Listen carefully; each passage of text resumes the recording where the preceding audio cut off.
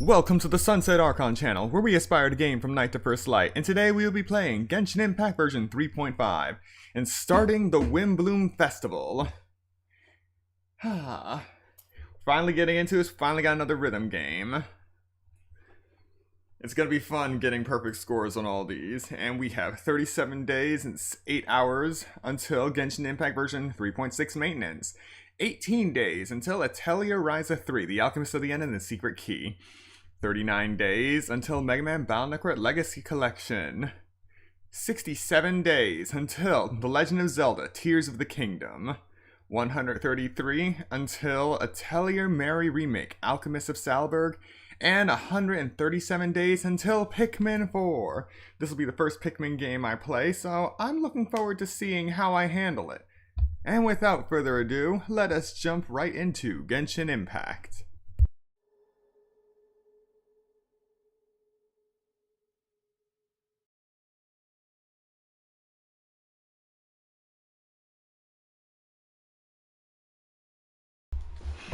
So this time I haven't accidentally triggered the start of the event. I've just been chilling next to Cider Lake, collecting crabs. You know, usual sunset stuff. But now we can actually take a moment to set foot in Mondstadt City, and I think I just heard a wolf.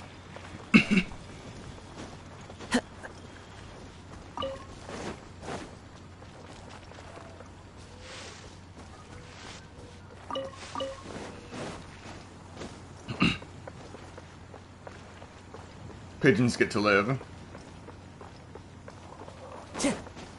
We can just go to the desert to kill vultures instead.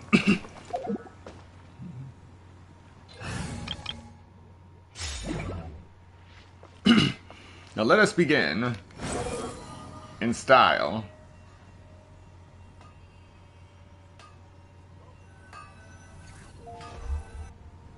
Hey there, Catherine!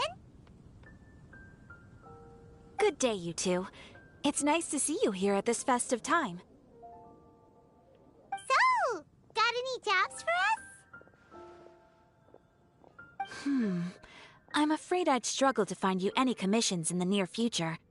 With the arrival of the Windblume Festival, the only task most Mondstadters are busy with is preparing gifts for their loved ones, but it's customary to do this oneself without assistance. Think of this period as the off-season for the Mondstadt branch of the Adventurers Guild. Spring is here, love is in the air, and everyone wants to relax and enjoy themselves. Even the cats at the tavern next door have been getting lovey-dovey with one another recently. Ew. Gross. You know that feeling you get when you burst out the doors after a nice nap, hoping to make it to the store before the limited edition drinks sell out, only to get there just in time to see the last 2 glasses snatched away right from under your nose by a couple of pesky lovebirds? That's what this feels like. That's very specific of you, Paimon. And welcome to the stream stay. Perhaps you two could simply take this chance to... Traveler, Paimon, thank goodness I found you. There's something I need your help with. Woo! Sucrose? Oh, someone needs help after all? What is wrong with you? That's no way to greet a friend we haven't seen in so long. No, not help like in the Windblume sense. It's just... How do I explain? Go ahead, Sucrose. We don't have anything else to do right now anyway. Phew. Okay. Here's the situation. I've been appointed as the Windblume Festival's special ambassador by the Knights of Favonius this year.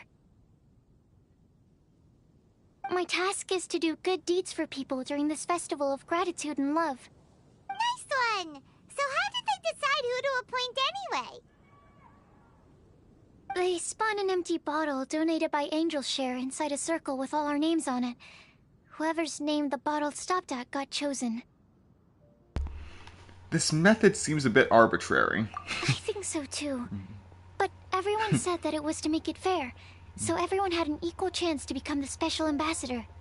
The thing is, I'm not great at dealing with people, so I was really daunted by it at first.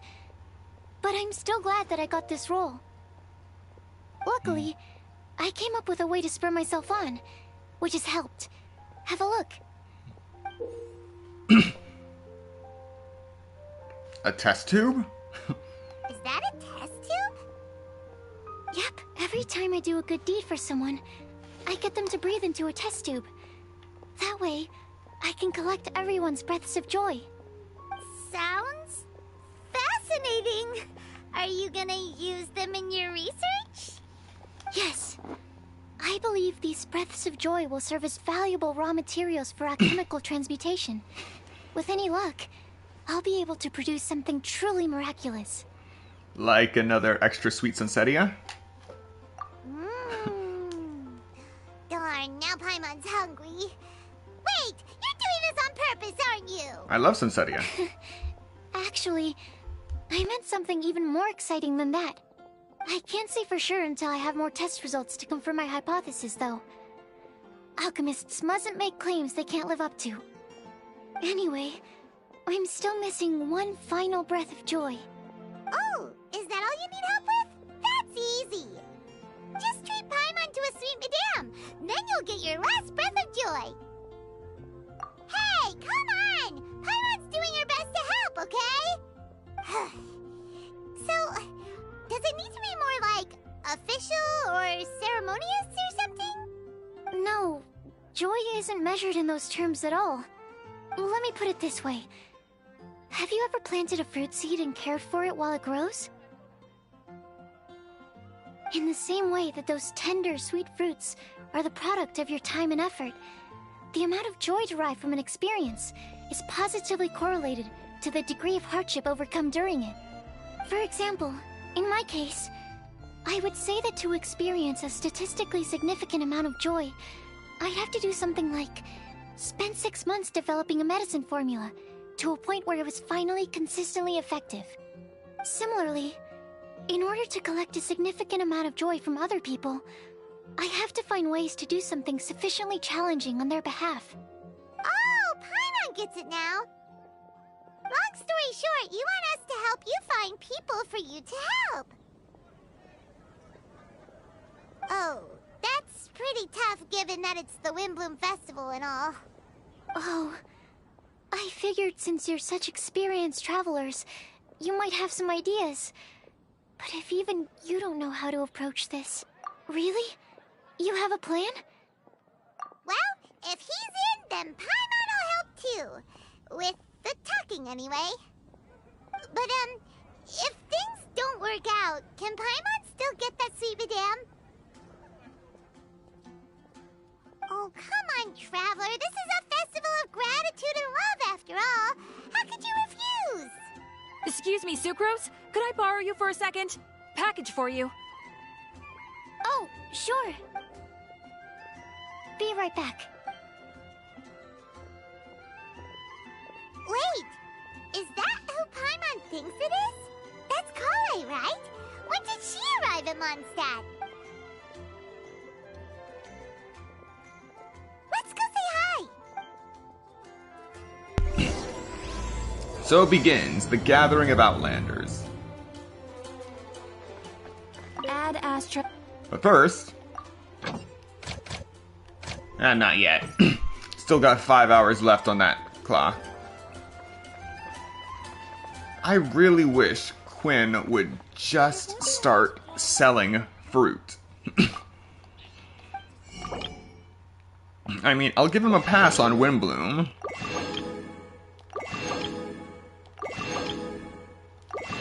But he's been having this same conversation with Beatrice for the last 2 years. 365 days a year. And he hasn't sold one piece of fruit. And that's everything. Are they all in satisfactory condition? Yep. Thank you, Marjorie. I wonder how many bouquets of... Kale! Hey! Oh, hey you guys. What are the chances? You were staring into space just now. Something the matter? No, don't worry. I'm fine. I was just looking at a Mondstadt children's book in the souvenir shop over there. While I was flipping through it, a piece of paper fell out. The writing on it was really mysterious. Almost like a prophecy. If you can do these things, you may light the lantern of utmost joy and receive a supreme blessing. And what does these things refer to? Find a flower that is not of this world. Find a guide who will never get lost. Find one who would never lie. Find a legend that never ends. So, 4 things in total. Here, have a look. I asked a lady who owns the store about it, but she said that she didn't know anything about any paper slips.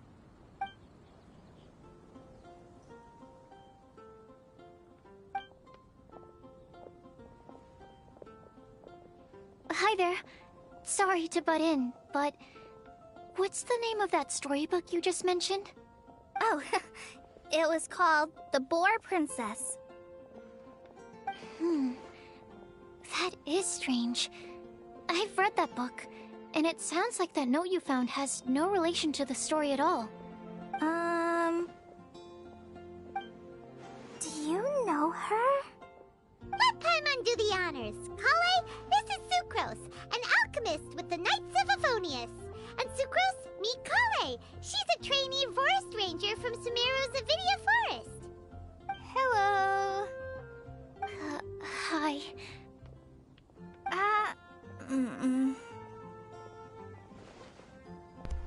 Oh, wow, this is awkward. This is getting awkward fast. They're both so shy. So, Sucrose, what are your thoughts on this prophecy? Could it be real? Without having done any research, I couldn't comment definitively. But if you want my subjective opinion, I don't think that it's a nasty prank or anything. The only people who read children's books are those with a childlike wonder and imagination. Or children, of course. I'm sure that whoever put this prophecy there would understand that. So in other words, it's Alice. Would they really do this just to spread lies and ruin someone's innocence? I can't imagine anyone being so cruel. That's a great take. I love it. Exactly. Who would want to hurt a child's feelings? Okay, so what do you think the blessing is, Sucrose? If I had to guess, maybe a fairy that can make people's wishes come true or something? I haven't read many fairy tales, so this is pure speculation. With no other information on hand or prior research to compare against, I'm afraid it might not even be worth considering. Wow! Her guesswork is really good, though. I want to pick her brain some more. But will she find it annoying if I keep asking her questions? We've only just met after all. What's the best thing to say to someone you're meeting for the first time? Would you like to get the Lantern of Utmost Joy? Well, yes. I mean, if possible. Then, what would you wish for, Kale? I'd wish for a better personality. Huh?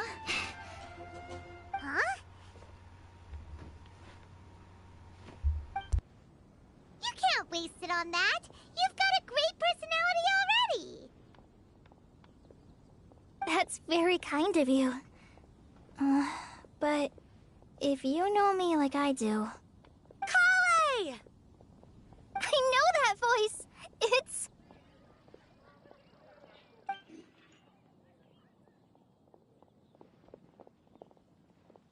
Kale! You made good time, huh? You're way earlier than I expected. I spotted your green hair way off in the distance. Good thing my eyes are sharp, or I'd have missed you. Amber! Have you been doing well? Did you finish all the pita pockets I brought you last time? You bet. They're getting yummier each time you make them. Huh? Wait, remind Paimon, have you been to Mondstadt before?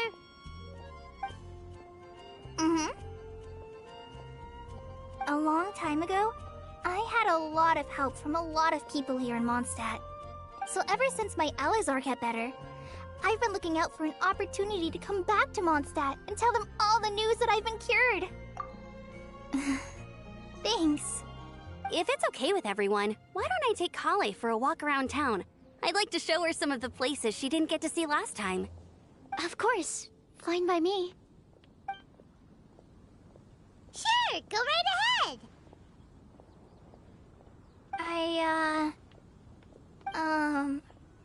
Sorry, Amber. I agreed to meet my traveling companions by the city gate in a few minutes, so I can't go with you just yet. Oh, that's all right. In that case, you guys go rest up, and I'll go see Master Jean to ask for some time off. Oh, okay. Traveler Sucrose, could you look after Kale for now? I'll come get her later and take her out. There's still a whole bunch of people I need to introduce her to. Sure, no problem. Awesome. See you later then.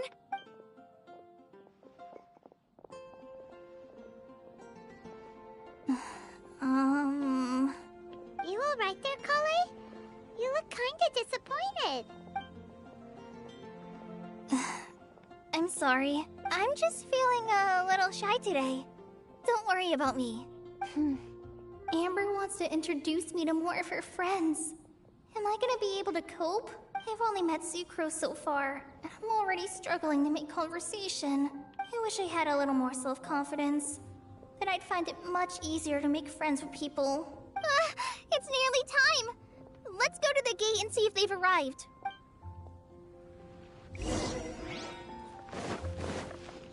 All right. Today's recommendation.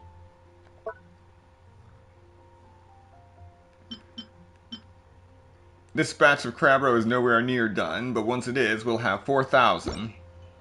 We'll finally have reached the 4,000 mark, and we'll have less than 5,000 to go.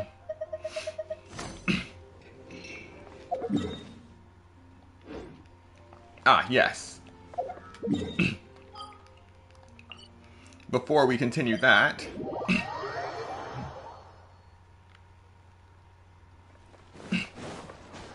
not going for crabs, we're going for one thing. The milestone.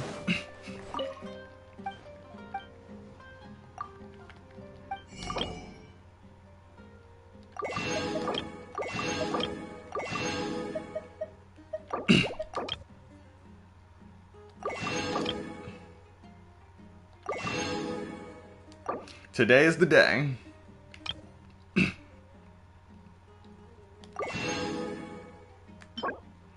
We now have 9,999 glabrous beans.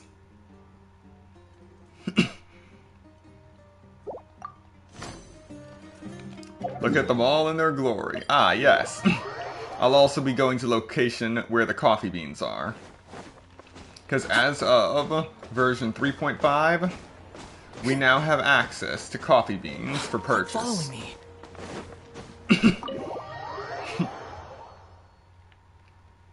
So this is the location you go to.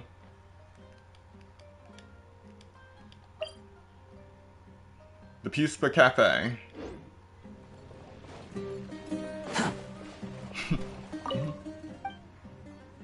A good cup of coffee will keep you energized all day.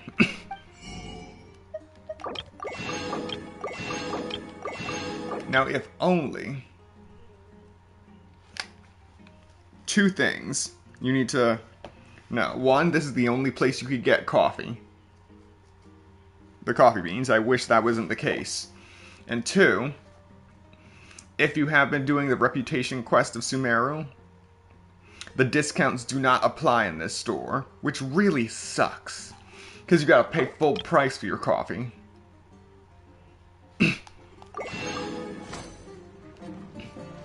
Quit following me.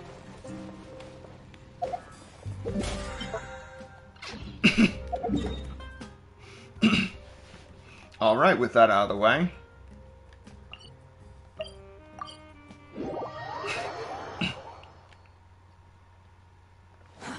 Too slow. Oh, pinwheels inside the pine trees. Nice.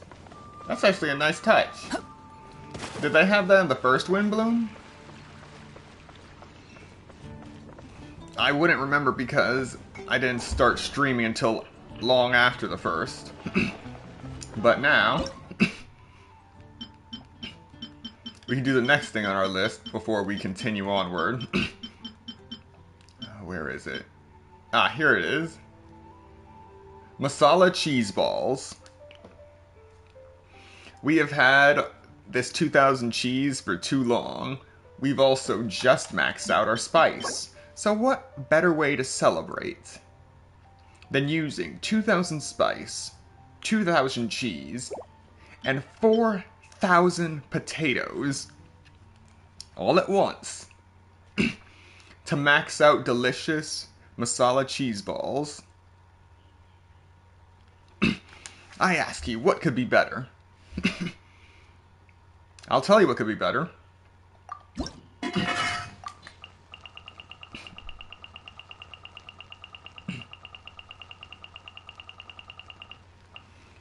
Maxing them out using Hu-Tao so we have a good chance of getting a large number of the suspicious versions too, free of charge. So first I gotta cook 10 of them manually, then we can start doing it en masse. And then, when the dust settles, every stream going forward, we're going to be still collecting Hara fruit and converting it into spice. That won't change. But we'll also be converting mass amounts of our milk back into cheese, and then running all across to that, buying up the milk again to keep us at full capacity. So, you can only buy 400 bottles of milk per day. But surprisingly, you can buy 500 potatoes a day. Because of the extra vendor in Liyue. Enough talk. Let's do this.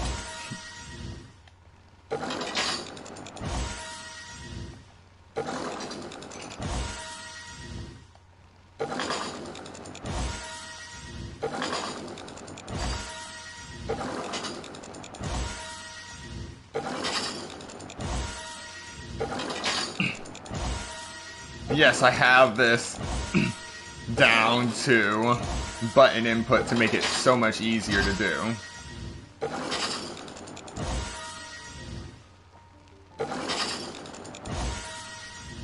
Okay. Yep. Now let's get serious.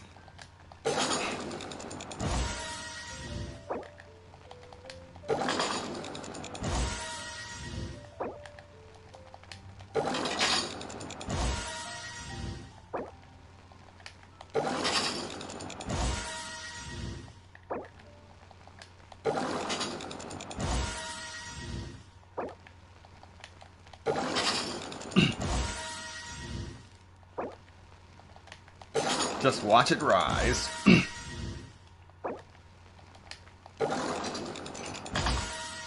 18%, 18 suspicious balls per every 99. That's about right. Sometimes it's a little low, sometimes it's even higher. Like just now, 24 suspicious masala cheese balls.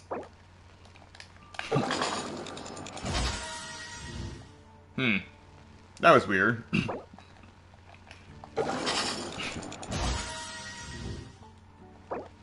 Oh well, this isn't a glitch video.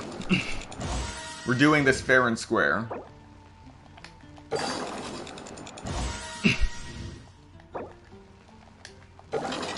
We're almost done. Only 403 cheese and spices left.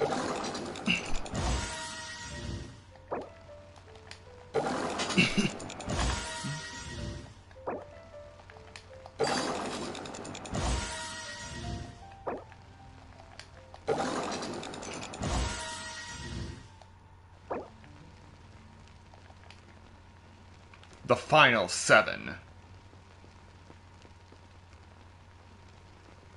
Ironic that it's 7 left.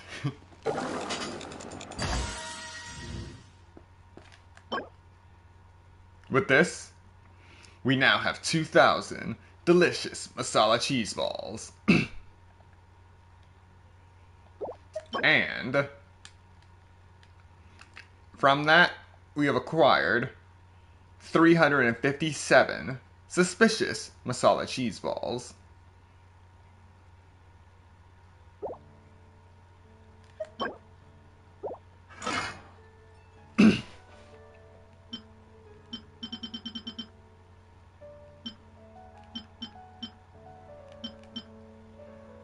No cheese to our name, no spice to our name, and we are down 4,000 potatoes. But we can get those potatoes back in 8 days.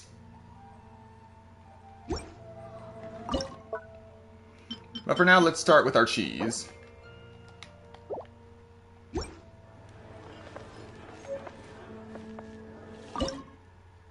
Yeah.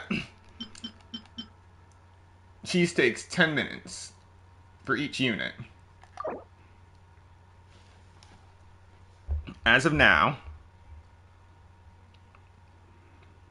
it will take 990 hours to process all of that. So, give me a second.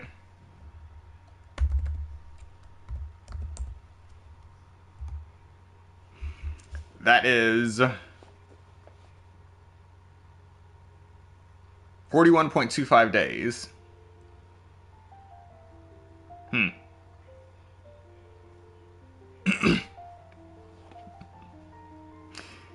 It's been so long since I have mass-produced cheese that I forgot the gravity of this task. I mean, that's half the time of Crab Row, but still.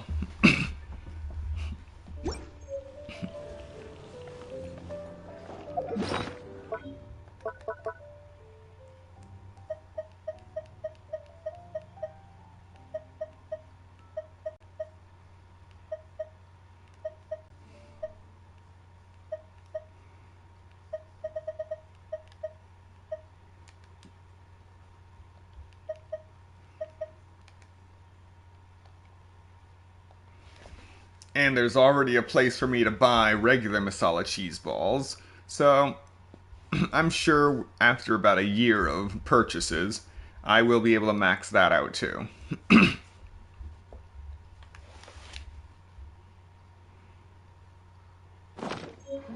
So yeah, now we start from scratch. We start with no cheese, no spice, nothing. Oh wait.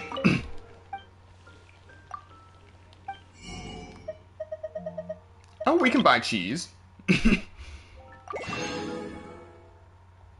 Alright, we're not starting with absolutely nothing. Okay. Oh, I cooked more than 20 dishes. I cooked 2,000.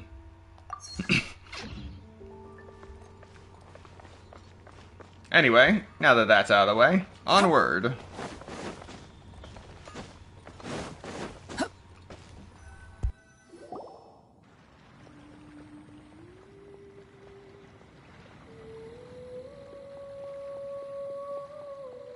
Why is this humble windmill such a great view? I mean, it's understandable. It must have been a long time since you last came to Mondstadt.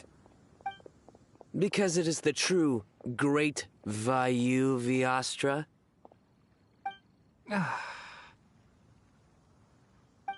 Oh, come on. Don't tell me you don't get it. View, Vayu, and also Mahamatra, Vayu Viastra. No? Kainari! Sino! Over here!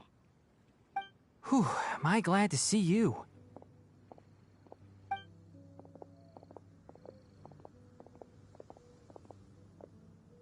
And who's this young lady? Master, this is Sucrose, an alchemist with the Knights of Favonius. We just met. Sucrose, this is my teacher Tainari. He's a highly respected forest watcher in Sumeru, and he's also a very famous botanist. Kale's exaggerating. I'm Tainari. Pleased to meet you. So you have a teacher as well. The pleasure is all mine, Tainari, sir. Yep, he's extremely knowledgeable too. And this is General Mahamatra Sino of the Sumeru Academia. He's really famous in Sumeru as well. Greetings. Though if I might say so, we're purely here for personal reasons. You needn't be unduly concerned with our official positions. And Kale, there's no need to use my full title. Sino is fine. Or sir, if you absolutely must. Indeed. We're not here in an official capacity, just to keep Kale company on her vacation. Keep me company? But it was you two that insisted on coming. Kale is very important to us. We felt obliged to ensure her safety on the long, treacherous journey to Mondstadt. But I've been here on my own loads of times before. What about your work, though? What if something bad happens while the General Mahamatra's away? There should be no issues. I have left my duties in the hands of my subordinates, and 2 especially reliable helpers. Oh, Sucrose. What were you saying about you having a teacher as well? I was just going to mention that I think we're in a somewhat similar situation. I'm an assistant to Mr. Albedo, Mondstadt's genius alchemist.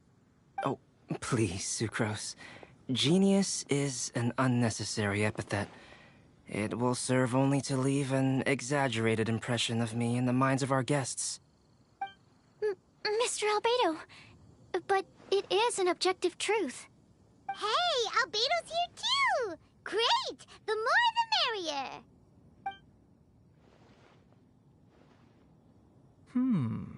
So tell me, Sucrose, since your specialty is bioalchemy, what do you know about the antitoxic properties of the calla lily? Wait! Can we hold off on the nerdy topic for now? Paimon doesn't want to be left out. Oh, as it happens, I've studied the calla lily in quite some detail before, with it being a species native to Mondstadt. I wrote a whole report on my findings.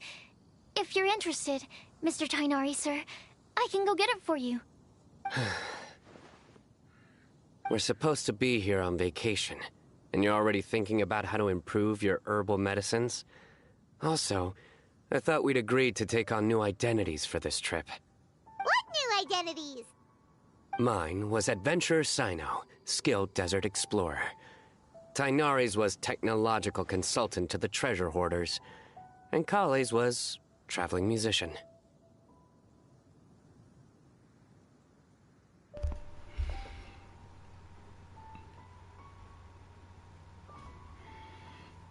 I'm sorry. When did this become a comedy sketch? Very much so. I do wish some of the less cautious adventurers in the Avidya forest would consider coming to Mondstadt instead. What Philanimo mushrooms lack in texture, they make up for in not causing vomiting or diarrhea. Yeah. Are you contemplating using some compounds from the calla lily as active ingredients in a targeted antidote? Yes, I gathered a few on the way here, and my initial research suggests to me that it could be worth a try. Okay, I got it. But as much as I don't wish to be a wet blanket, it takes a huge amount of experimental data to conclusively prove how different drugs interact. Estimating the total development time would be very difficult.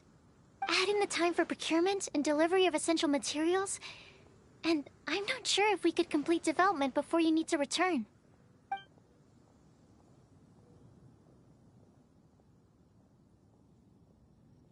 Then please, allow me to help. Mr. Albedo. Apologies for my tardy entrance in the present discussion. I understand you're looking to make an antidote for poisonous fungi, correct? If you happen to have some samples with you, or relevant documentation on hand, perhaps you might give me the chance to review them later. But before that, I invite the three of you to look at this. Food and lodging arrangements. Accommodations. One of Mr. Goth's other properties. Priority. The Adventurers Guild reception area. Backup plan to be confirmed. Food. Group meals on the first day, following which all are free to make their own arrangements amidst the city's various restaurants and taverns. Self-catering facilities will be prepared at lodgings. Outdoor activities. Considering our guest sightseeing interests, Sucrose, Timaeus, myself, and some of the Knights of Favonius can accompany our guests, splitting in groups where necessary.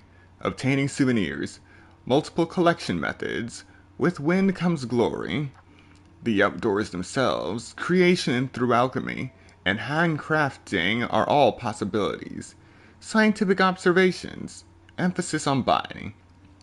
Official business, no such needs at the moment. Food and lodging arrangements?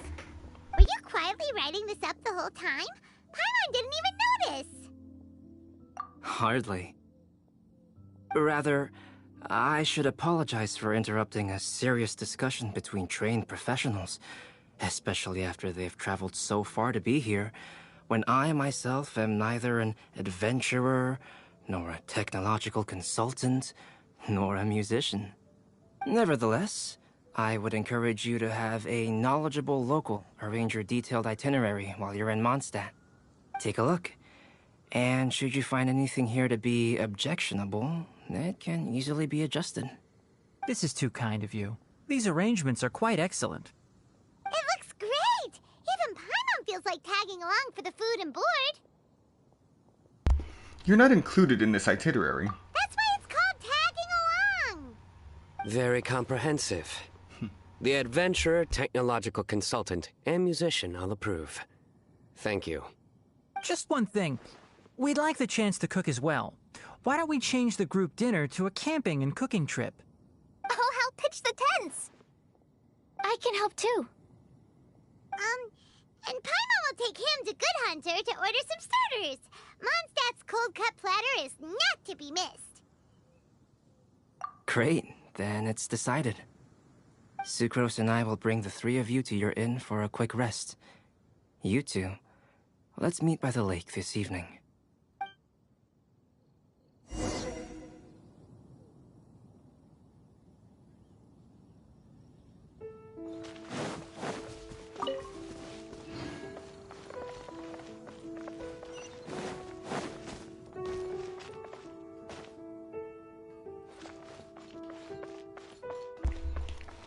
And we're off. Rises.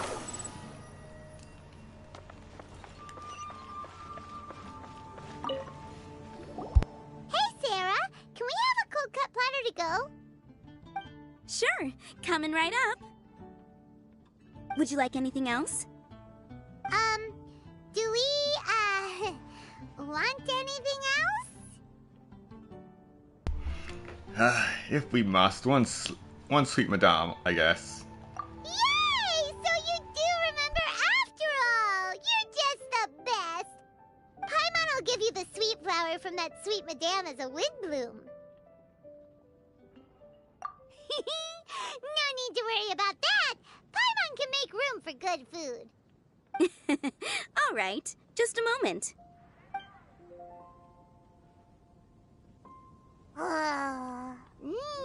That was great. If that was a Windblume treat, then Paimon wishes it could be the Windblume Festival every day.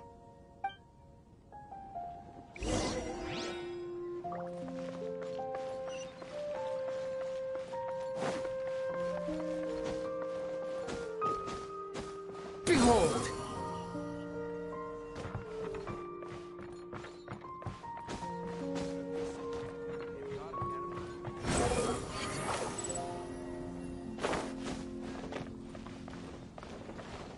Quit following me. Squall and Fury. All right, looks like we're all here. Not at all. We just came early to set everything up, since we happen to be free today. Kale put up the tent so quickly, but still managed to tie very sturdy knots. You can really tell that she's a professional. I didn't do much apart from passing materials around. Thanks. It's all thanks to Master and Sino. They taught me everything I know. What can I say? For a skilled adventurer, this is just another day on the job. Are you quite finished? Or were you going to sing each other's praises till the moon rises? Come on, let's all sit down.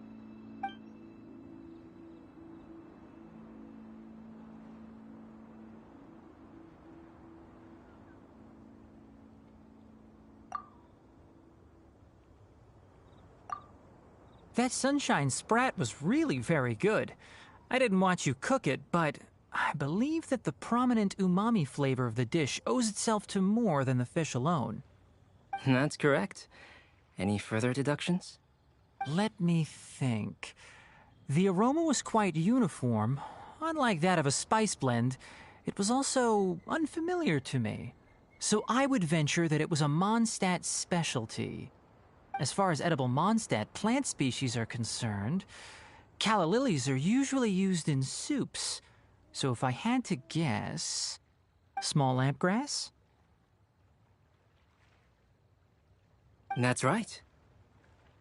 I've long heard that Sumeru's fish with cream sauce is noted for its gentle texture, which brings out the tenderness of the fish.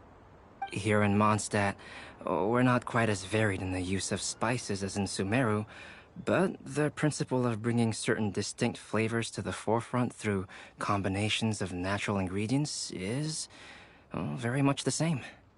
I liked it a lot. I'm curious as to the exact ratio of ingredients. I'll write a copy of the recipe for you.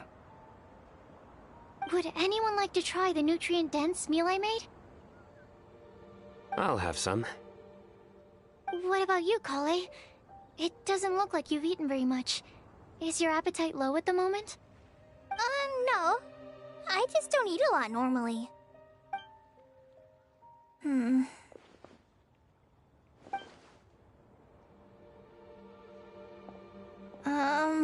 Sorry. I didn't mean to make things awkward. Tighnari. While we were on the road, we spotted something white, walking on two legs. Was that Paimon? Which day was this? Just after passing through Stonegate. Sino, are you sure your eyes were working that day? Or maybe your hood was blocking your vision? Paimon always flies. There's no way she'd ever walk. Is that right? I thought that you'd made me snacked on too many local ground nuts.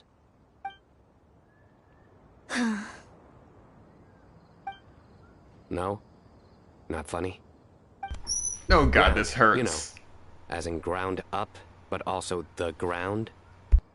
Ground nuts make you fall to the ground.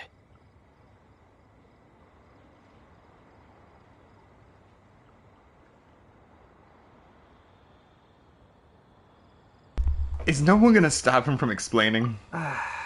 Think of this as part of a process of getting to know Sino. The bright side, these jokes show that he thinks of you as his friends. Still, we could test the hypothesis. What hypothesis? That plant species indigenous to Mondstadt may have an effect on the motor functions of flying lifeforms. Hey! Paimon's not your test subject! Anyway, by your logic, wouldn't that mean that eating, say, Zaitun peaches, that would make a sick Paimon peachy in no time or something? Or eating enough lavender melons would have no effect. I say we put these theories to the test. Hey! Not you two! I think the Traveler and Paimon's conversations are more entertaining than Sino's jokes. I see. You must have been keeping quiet about this grievance for quite some time now. You seem much cheerier now that you're here at Mondstadt, Sino. Actually, it feels like you're a completely different person. That's because I'm Sino the Adventurer. It's not? In fairness, you only saw him in his work mode while you were in Sumeru. He's actually like this most of the time when he's in a good mood. Yep, it's true. Sometimes when he's eating, he'll grumble about how the bowl is too shallow for the amount of food it contains and other random stuff like that. I understand. Then allow me to reintroduce myself. Before, you knew me as General Mahamatra Sino. Now, please see me as Sino the Adventurer. Yeah, so that's another thing he does. He'll keep repeating something he thinks is funny until you stop trying to resist. So you have two different mental states? Almost like different phases of matter. Interesting. I want to learn to do that too. Please, I think no. In your case, the two states we would end up with would be highly conscientious sucrose and stupefied sucrose. Oh, by the way, was there any reason in particular that you chose Mondstadt as your destination on this occasion? Oh, well, Lisa once told me that the Windblume Festival is one of Mondstadt's biggest events of the year. I wanted to take this opportunity to give everyone a Windblume as a token of my heartfelt gratitude for everything they've done to look after me. Plus, it was a good chance for Kale to get out and meet some new people. Kale Lily. What? Kale's Windblume. Maybe she should call it a Kale Lily. It sounds very Mondstadt. There's also cauliflower, which would technically make more sense.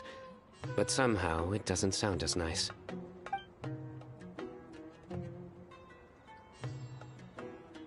Moving swiftly on. This hurts. This hurts so much.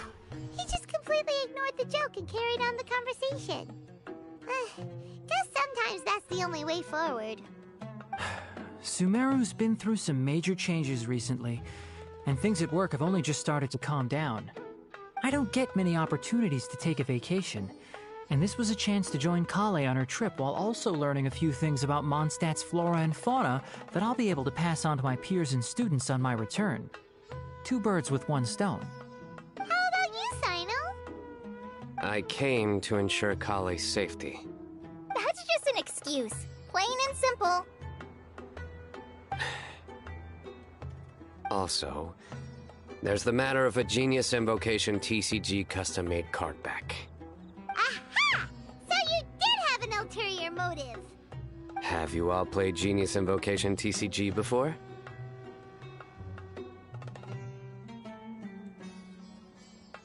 And that is why I am proud to call you my friend. When I first began contemplating getting a new card back, I asked around before eventually deciding to ask the legendary Mr. Calx for guidance. A friend of mine, Sawada, whom I played cards with on occasion, had been to Inazuma for the Irodori Festival. He told me that Calx was a Mondstadter, so I should try my luck there. Calx? Isn't that... You mean, he's a friend of yours? I see. So, you came to Mondstadt in search of Calx. No, that is inaccurate. I came here principally to protect Kale. You most certainly did not. Kale's been here on the quiet numerous times, and this is the first time you felt the need to join. Not only me, same applies to you too, doesn't it?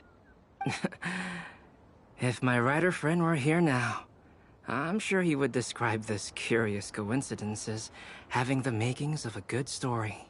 It's always a pleasure to meet a fan. Oh, here he comes.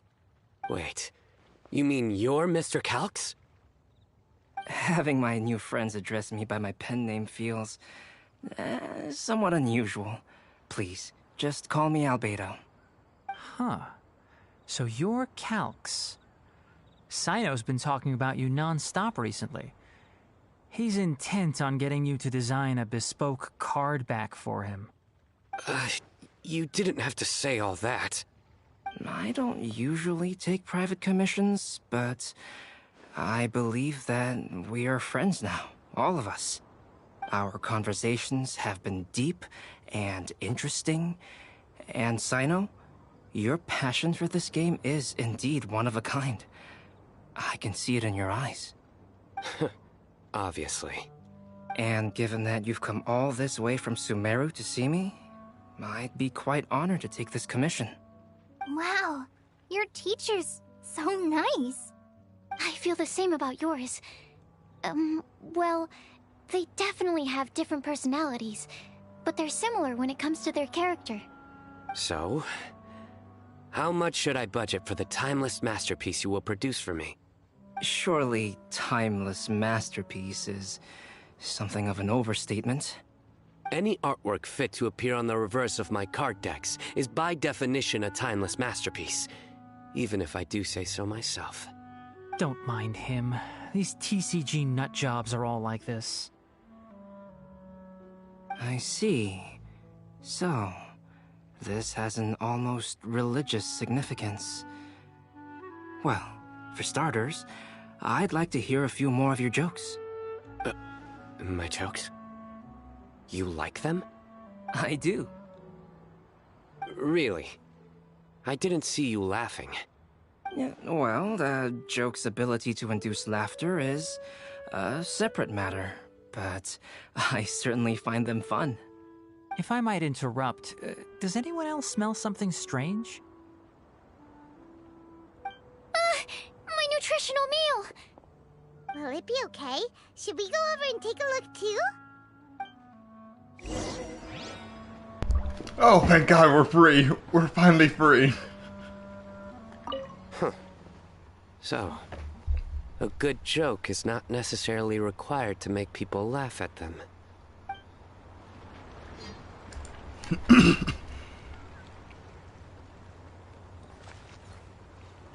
I'd be grateful if you could check on Sucrose. As for our new friends here, leave them to me. Well, Albedo and Sucrose were delightful. But this was still an exhausting meal. The cooking pot. Is everything okay?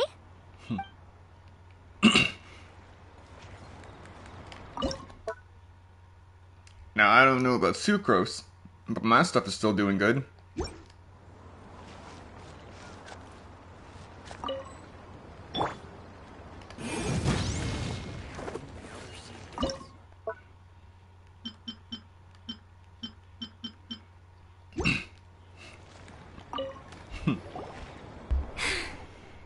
Only the base is burned. We can still use the cooking pot. It just needs a bit of a wash. Good thing Tainari's nose is so sharp. Has he been in this kind of situation a lot before?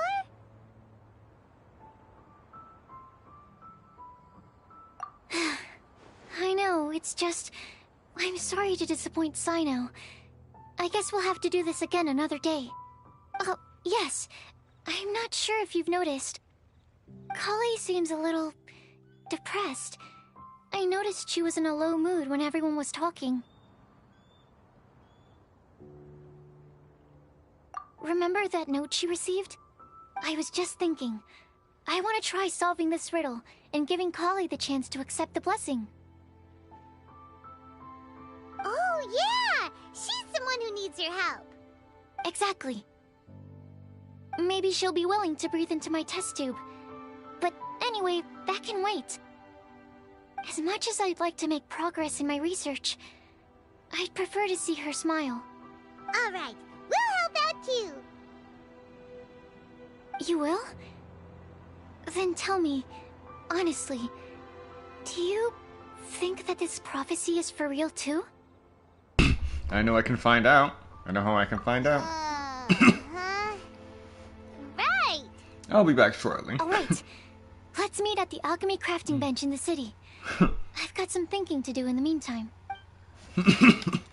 We're back.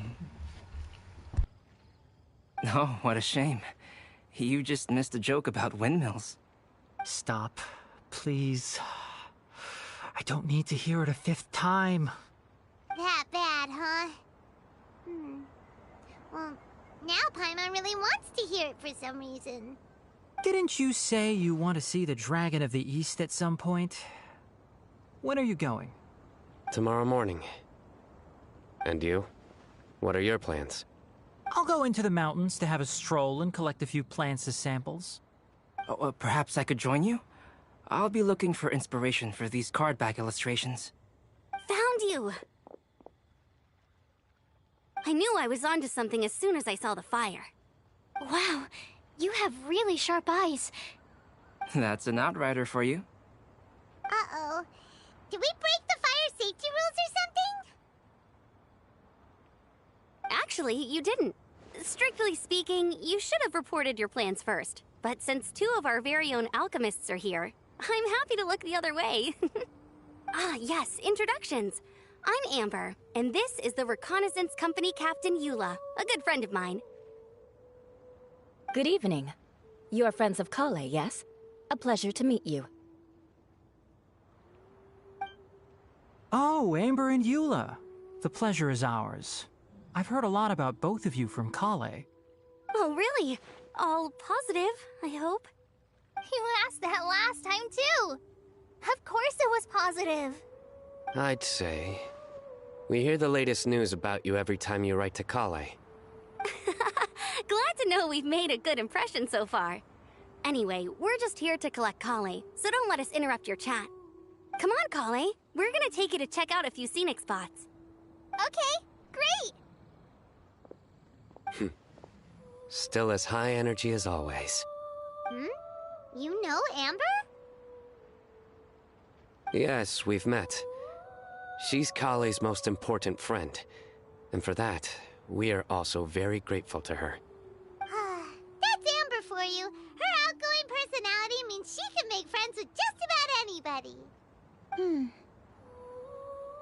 It's getting late, and we still have a lot lined up tomorrow. I suggest we all head back and get some rest.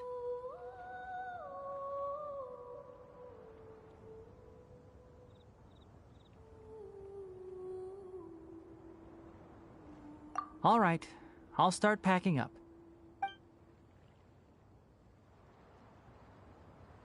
You're gonna get the tone-deaf bard to check out that note, aren't you? That's right. Guess Paimon knows you pretty well, huh? Knowing him, he should be hitting the taverns around this time. We can go corner him and make him answer our questions. Let's move!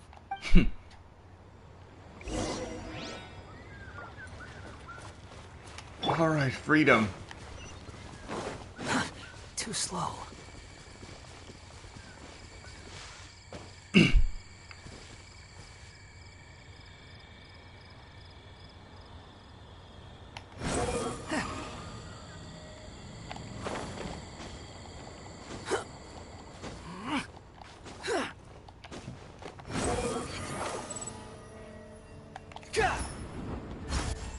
I missed. Oh, it's been a while. Paimon called it. Tone-deaf bard drinking as usual. Put your drink down and get your game face on. We've got some important questions for you, mister. Okay. So, what do you make of it? Aren't you forgetting something? It's the Windblume Festival right now. You can't just go around asking people for help so blatantly. Well, if you won't tell us the answer, could you at least tell us if this thing's worth a shot? Sounds to me like you want a hint or two. And a blessing or two to boot. A fine answer. The person who wrote this prophecy is very powerful. If you manage to solve the riddle, good things are sure to happen. Also, I happen to know where this lantern is. Once you've found the 4 things, I'll even write the location down for you. Isn't that generous of me? Whatever. We weren't expecting much from you anyway. You can get back to guzzling wine and blowing wind now. Oh, woe is me. Paimon sees me as nothing more than a drunken wastrel. There are actually a great many things that we bards are required to do. It just happens that enjoying life is the most important one. Once this is over, would you like to join me for a drink? You know, a favor for a favor.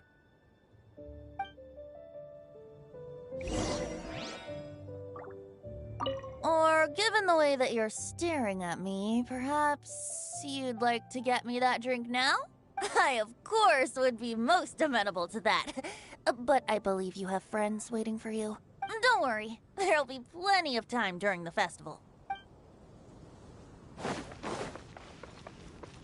Quit following me. Share is a great place to bring a date. Come on. Oh, well, they gave that guy new voice lines.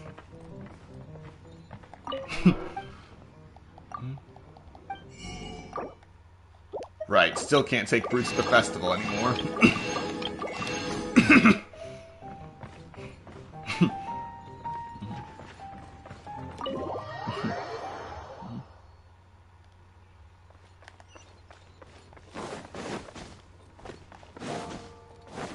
Behold!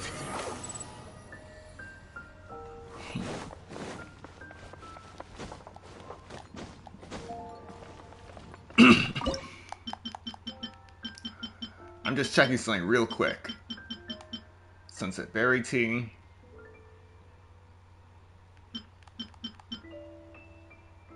Fruits of the Festival. Okay, I can't max out either of these. This one because I am lacking in about 2,500 wolf hooks. And this because I am lacking 2,000 units of sugar. And I only have 5,606 sweet flowers. It is not yet time to use my Sunsetia. It's been getting quite busy recently. A flower that is not of this world. Not of this world. Sucrose! We've got some good news and some bad news. Which would you like to hear first? Let's have the bad news first, I guess. Huh? Really? Don't most people usually want to hear the good stuff first? Just get to the point, Paimon. Oh, alright then. Basically, we went to Windrise to divine the breeze. The wind said that the prophecy is real and that your idea is a really good one. That doesn't sound like bad news. So what's the real bad news then?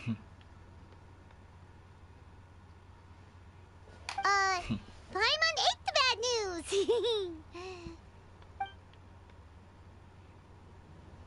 Crickets. More crickets.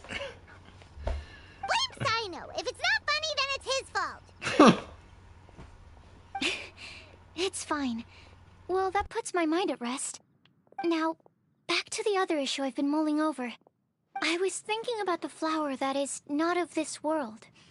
It could mean a human-cultivated variety that doesn't occur in nature. But that's basically claiming that it doesn't come from this world in the first place, when actually it's just a variant of an existing breed. So, the initial question is, can the flower's origins be traced back to a natural organism? If so, it cannot be correctly described as not of this world.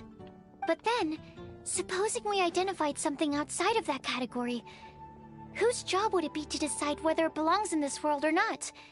Then the question becomes, do of this world and from this world mean the same thing?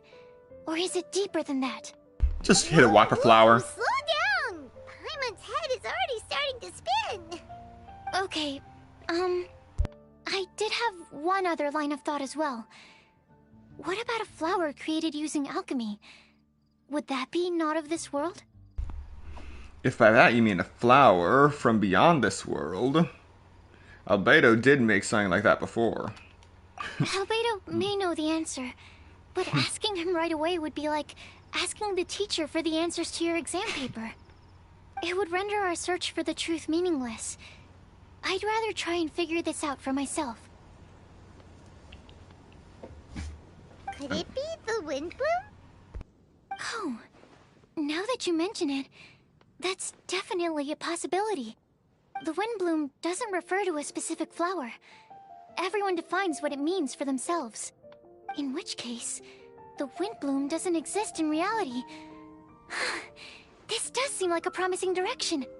I've made a note. Okay, I better go read up on this. Yay! Paimon was actually useful this time! Guess we have that sweet madame to thank, huh? Even a broken clock is right twice a day. I'll need some time to prepare. Could we meet up here in, say, 2 days' time? Sure thing! In the meantime, we'll also think about the other 3 riddles in the prophecy. But, since we're really going for this now, shouldn't we say something to Kale about it? I originally wanted to leave it as a surprise for her, and I also didn't want to get her hopes up over nothing. But you're right, Paimon. I'll need to be careful how I word it. But I'll try to find some time over the next couple days to mention it to her. All right. Thanks so much.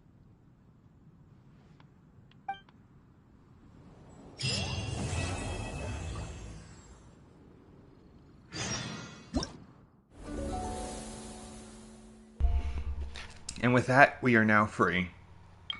Floral Pursuit, Ballads of Breeze, Breezy Snapshots. The Windblume Encounters.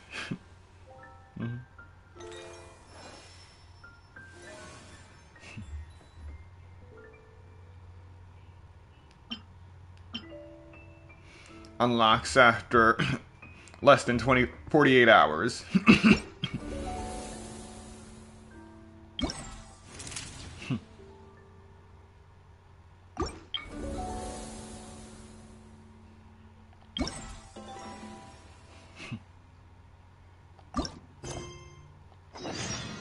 To Ballads of Breeze.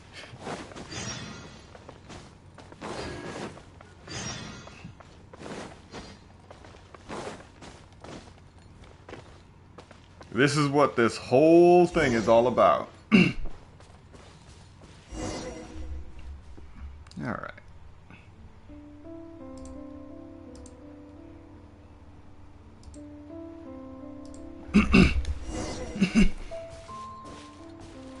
I'm pretty sure this wasn't here before.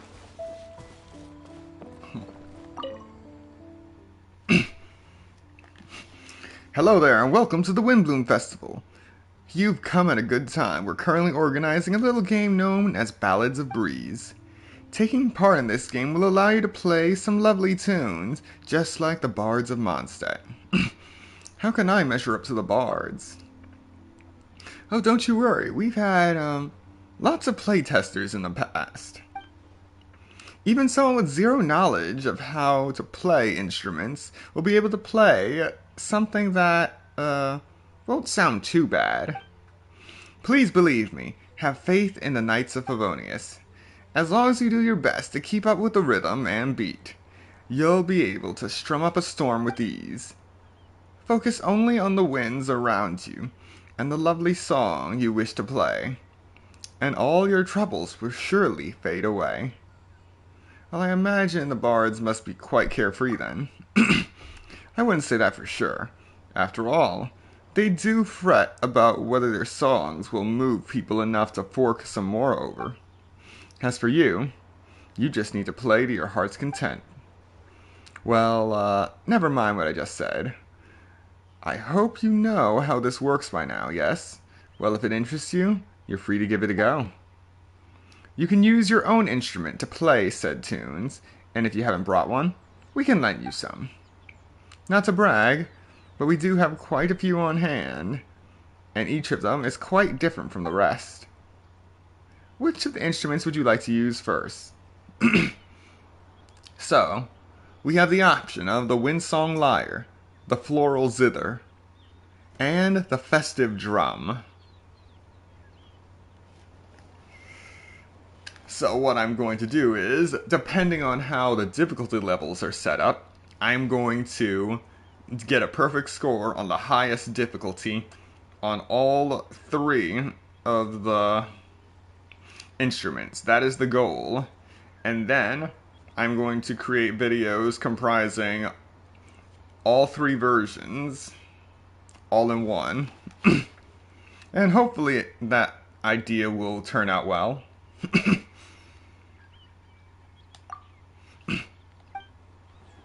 Let's see.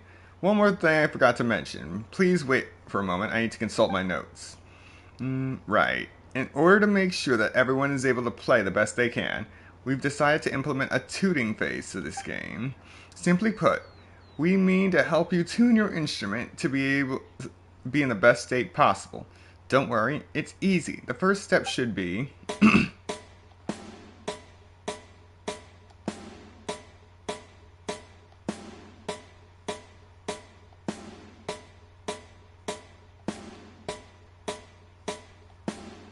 Alright. Alright, that should do it. Your instrument's all tuned up, and the musical score should be ready as well. You can start any time now. So long as you want to, of course. Alright. Invitation of Windblume. Contemplation in Snow. The Dance of Afros.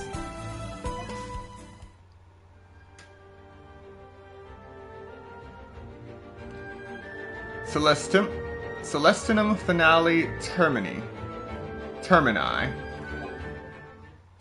The Caprice of the Leaves. Winding through Avidia. And The Bard's Adventure. Hopefully we get to do Rage Beneath the Mountains again someday. But let's start here.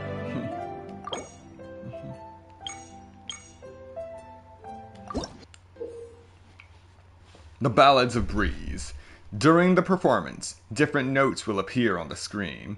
When a note falls on the decision line, strike the decision line to score points. The amount of points scored will vary depending on your timing of your stroke.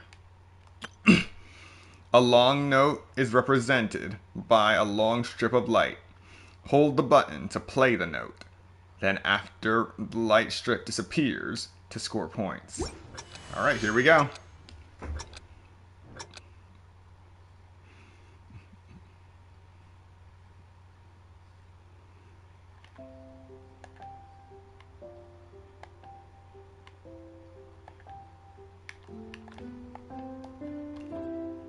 Alright.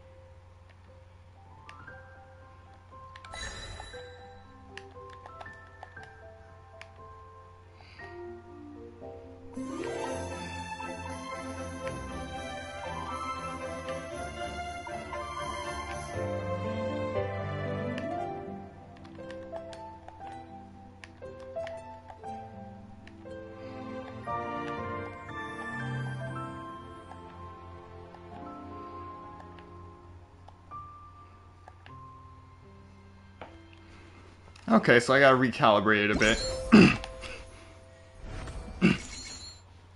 Still got 93.05% Descantus.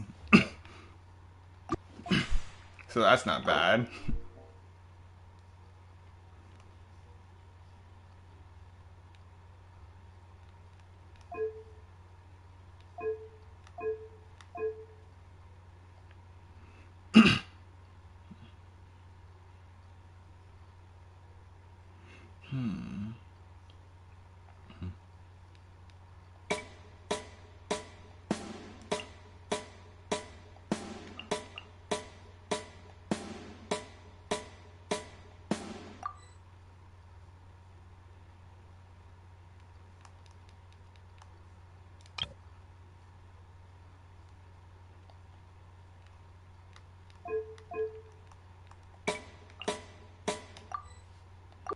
Alright, let's try this again.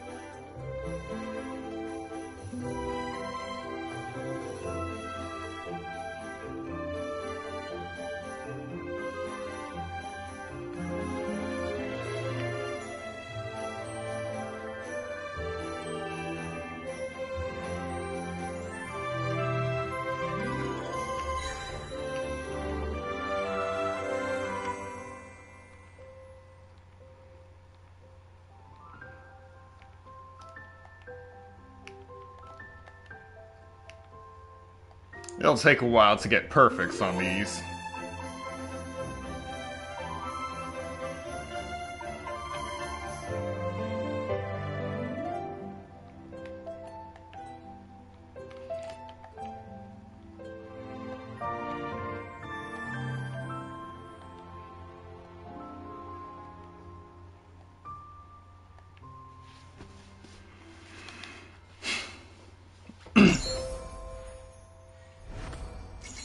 Better than the last time.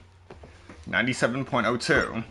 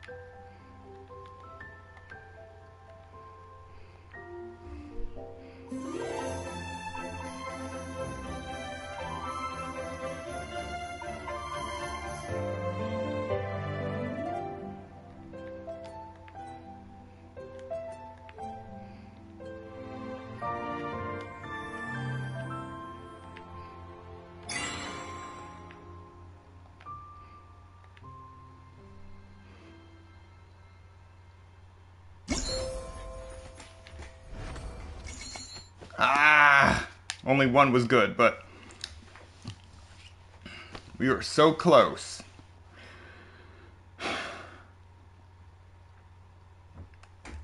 $99.75.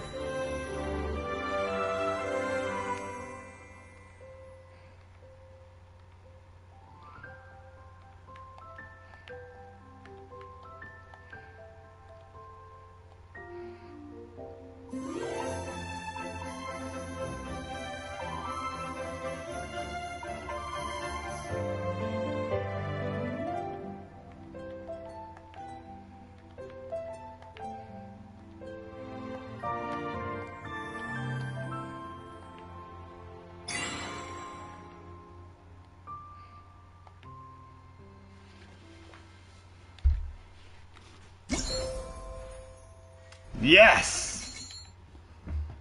Alright. First, Kanoris on stream.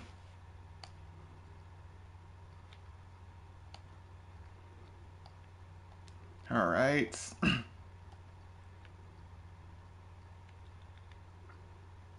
I'm just gonna trim this for the video now.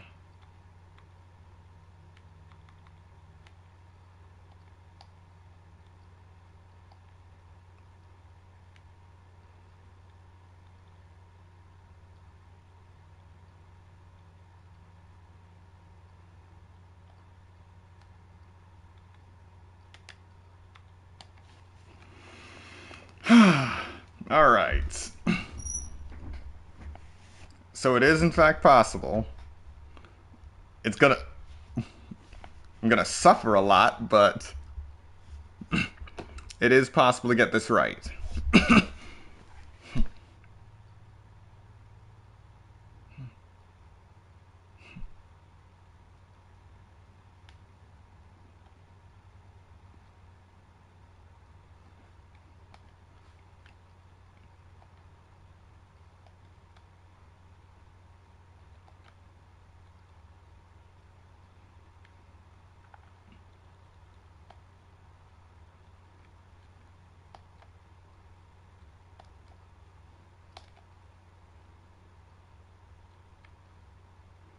All right.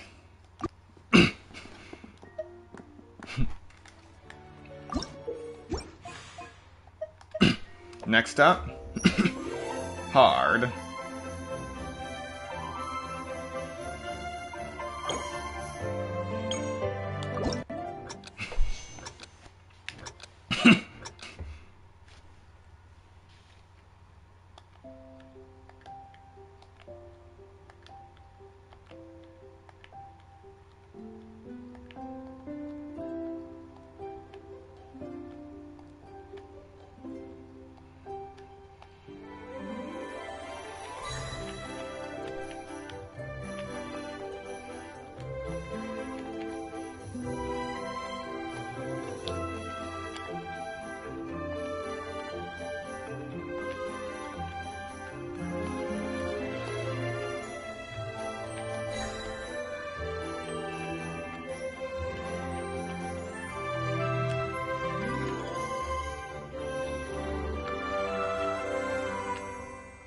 Oh joy, this is gonna be a pain.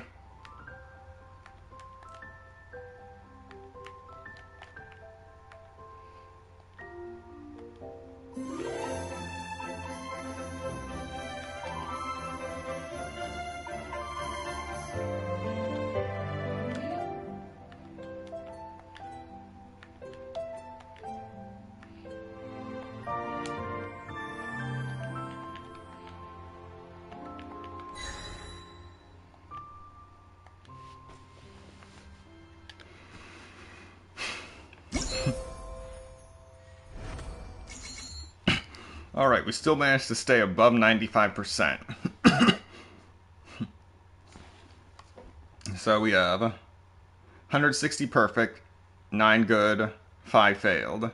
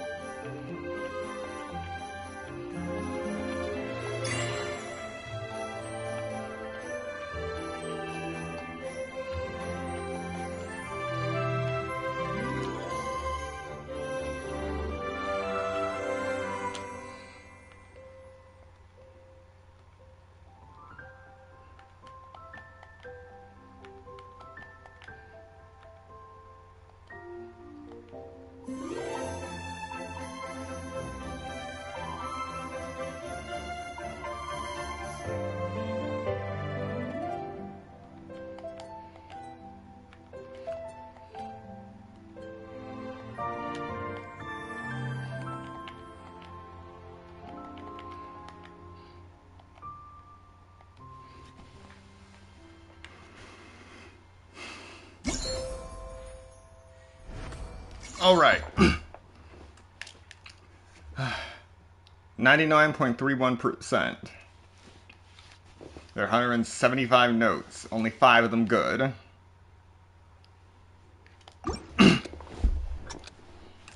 Can we do it?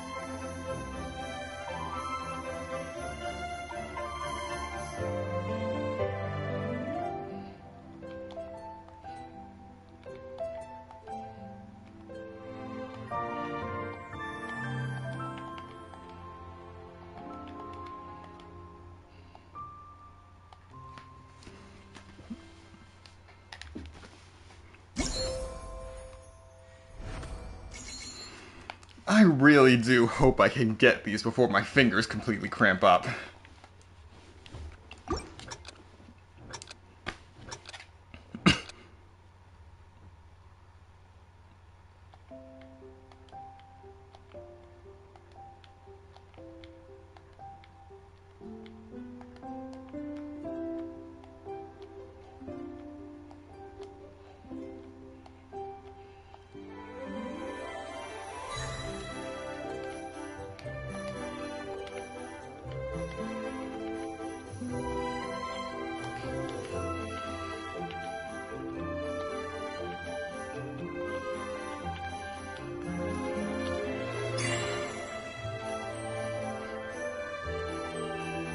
Ah.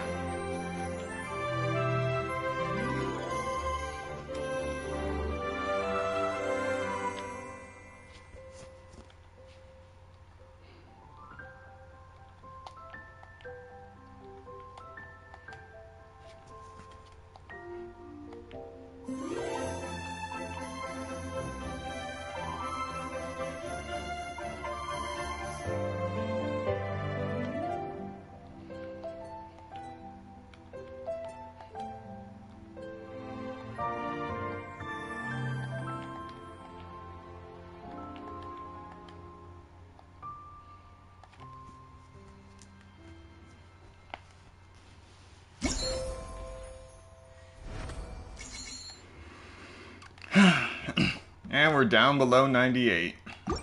99.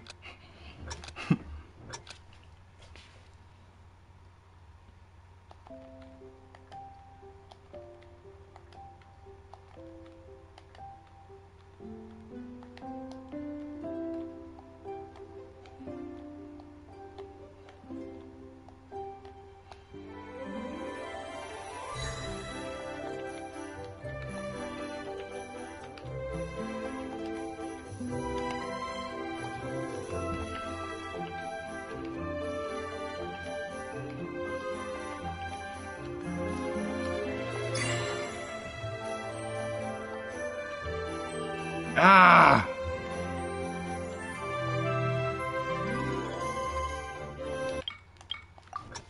If I can just get past that part, then I can get it.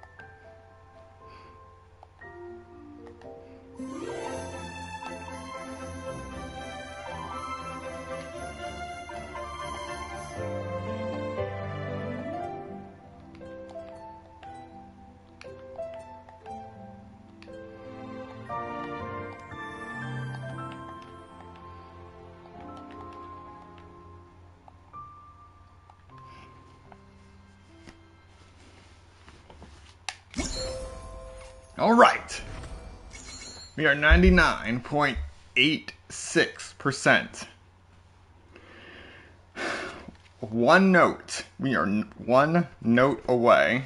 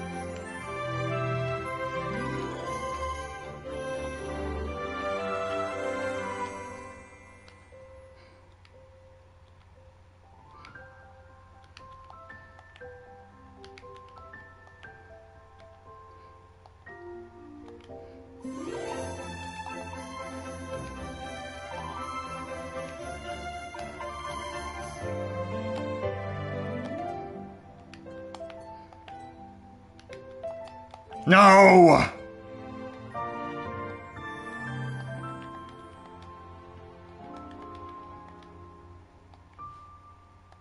I was so close. So close.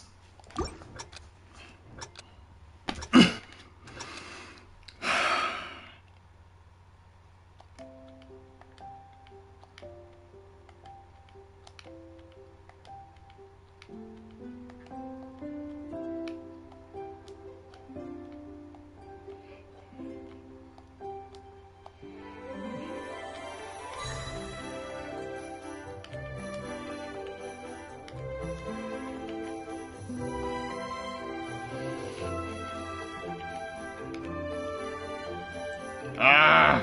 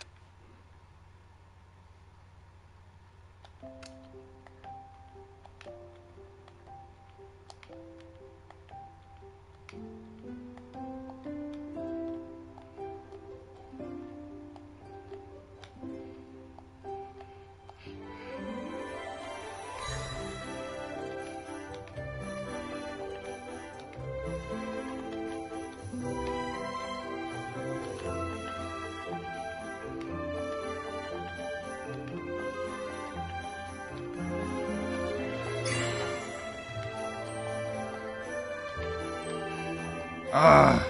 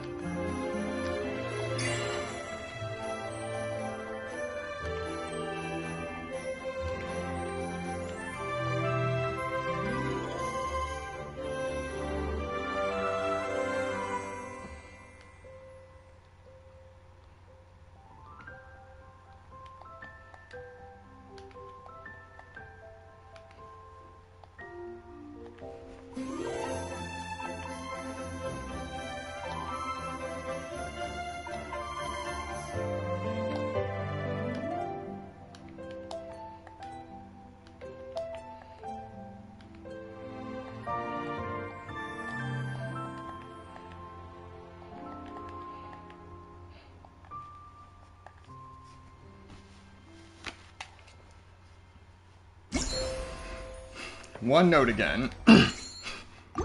At least we're consistently getting one note.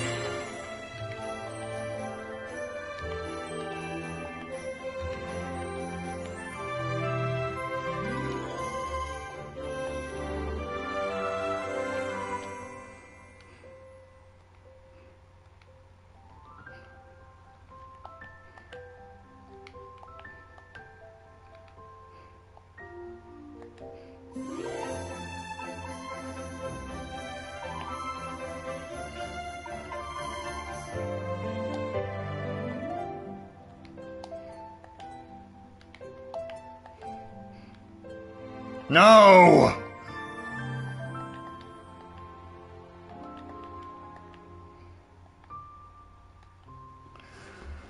Ah.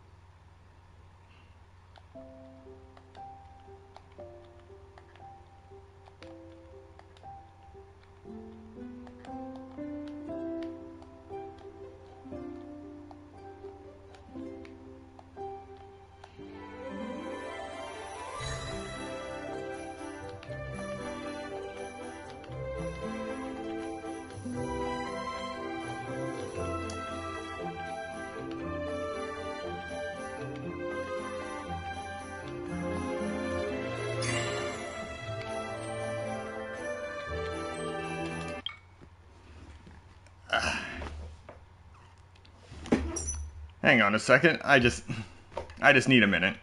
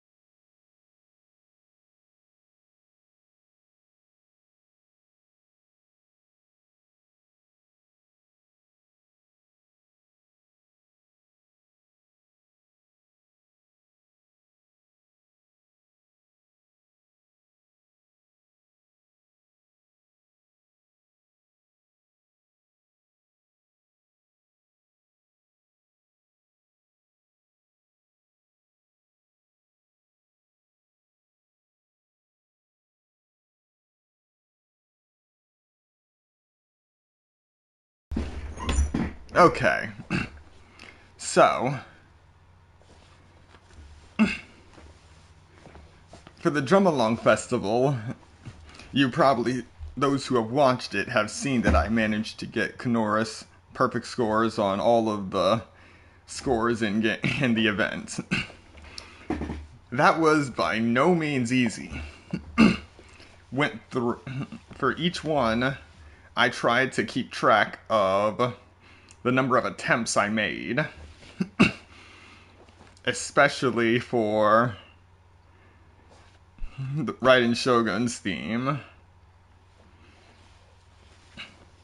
But this time, as you can see, we're doing it live. So you're going to get to see every last failure in this stream. It is going to be painful. So, let us continue once more.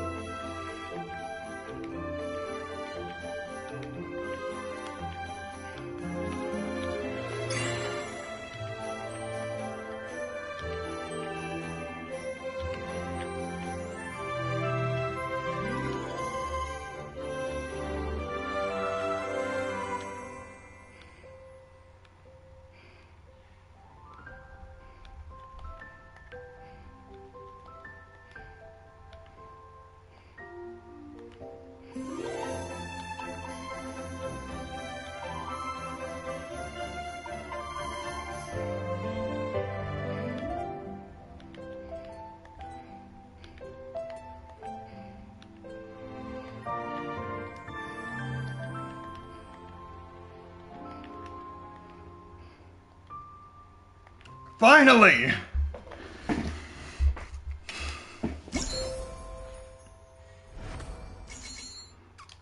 Beautiful.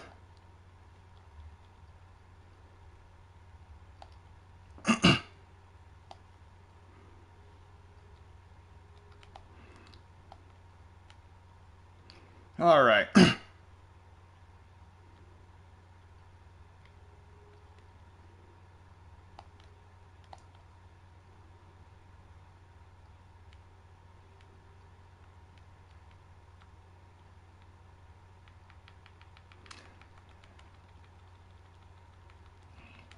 Just trimming this video now.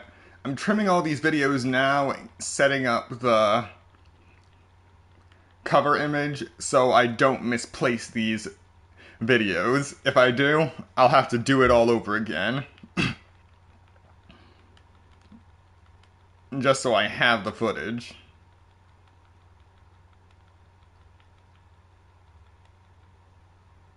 Okay.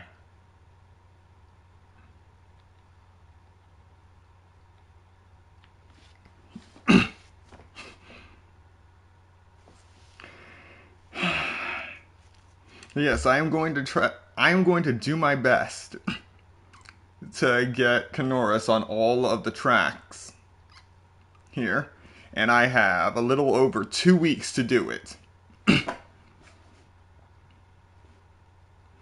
So we are going to be doing this. We are going to be doing Octopath Traveler, and just for the sake of unwinding from this rhythm nightmare, we are also going to be playing Kirby's Return to Dreamland Deluxe. Ultimately, for the sake of our sanity.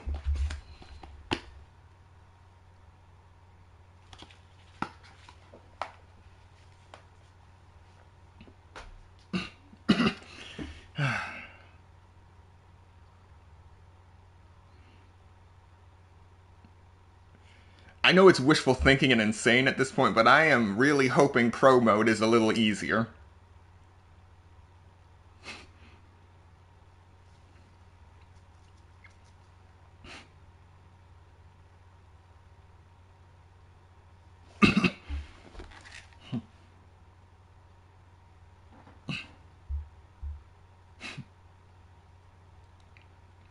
Alright. Just had to confirm I had the trim just right. One of the benefits of streaming this from my PS5 is that I don't have to open up another software on my computer to edit and trim the thing. Which would be a nightmare on PC since I already have OBS. I'm monitoring this through YouTube. Monitoring the stream itself through YouTube. Having a video editor up on top of that would just kill my computer entirely. So it's good that I can edit everything directly from my PS5.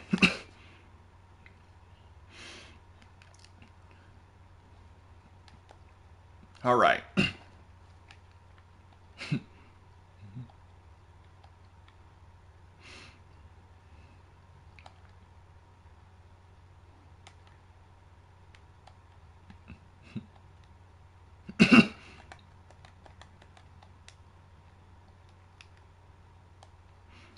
Alrighty. On to the next one.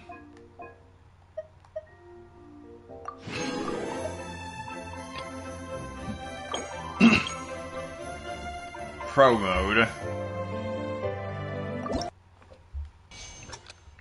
The nightmare continues.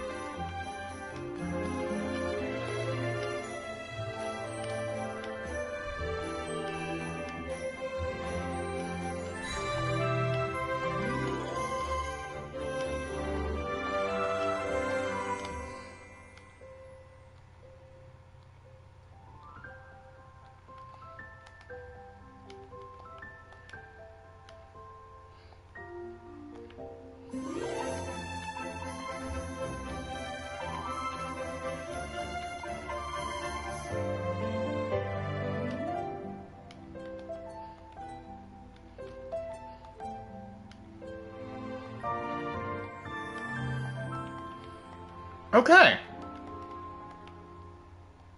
This isn't that bad.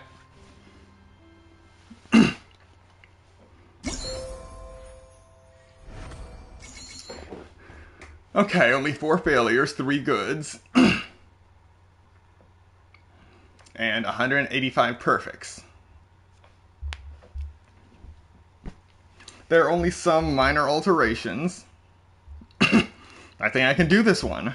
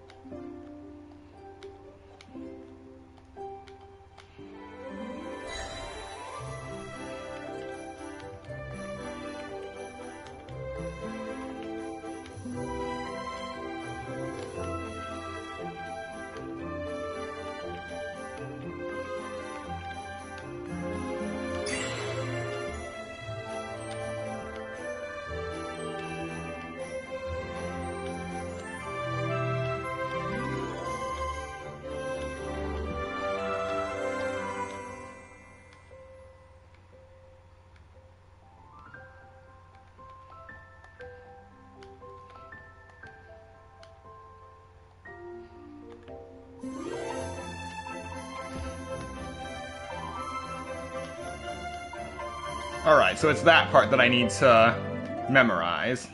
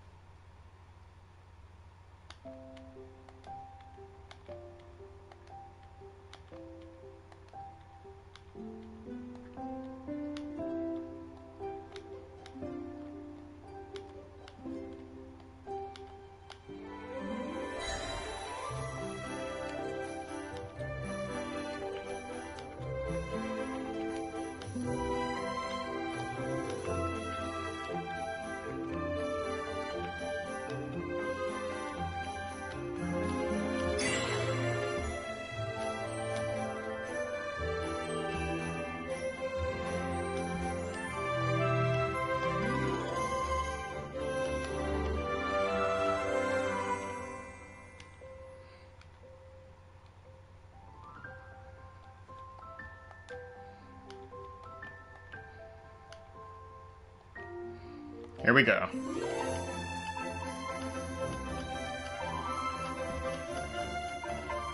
All right.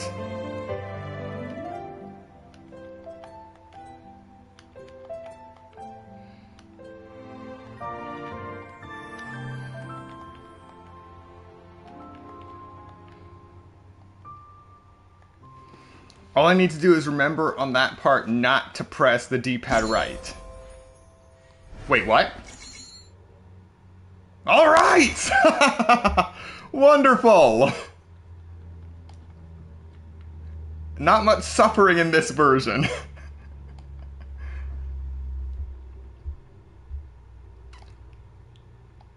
I am so glad I didn't have to suffer too much.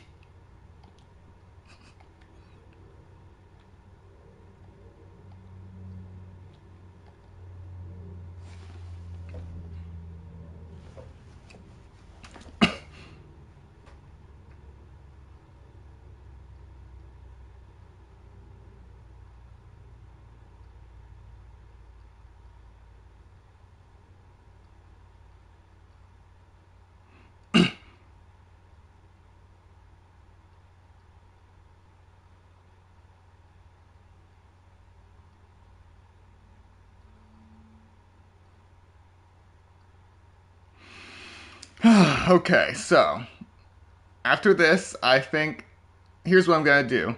I'm gonna do Kanoris for everything with the Windsong Lyre. Then, with the other two instruments, I'm just going to focus solely on I'm just gonna focus solely on the getting Kanoris on the pro mode.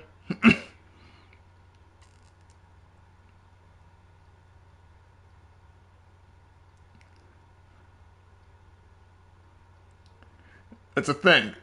That one part that was different that caught me off guard. The moment I get it, it was the moment I get a perfect score.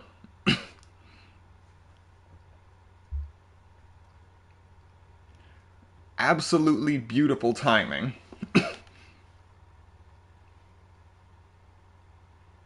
All right.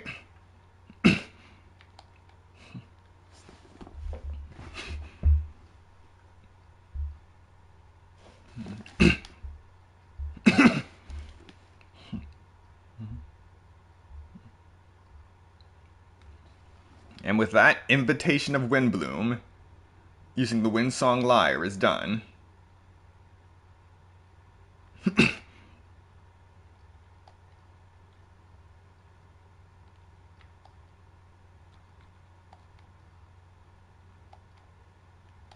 All right.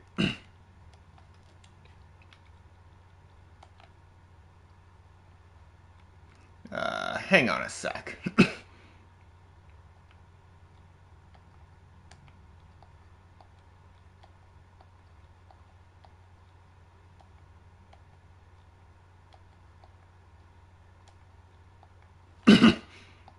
All right.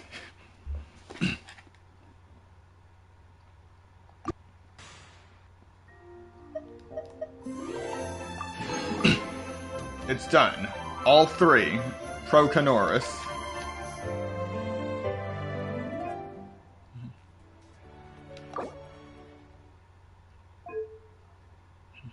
Oh. So the beat map itself isn't any different. You just get to choose which instrument you're displaying. Different instruments enjoy different sound effects, playing postures, and interface styles.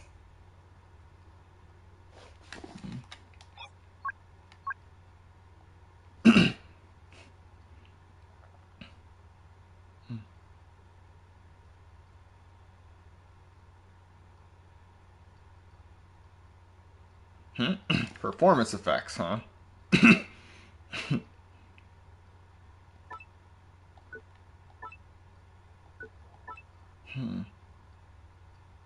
Well, let's see how that works.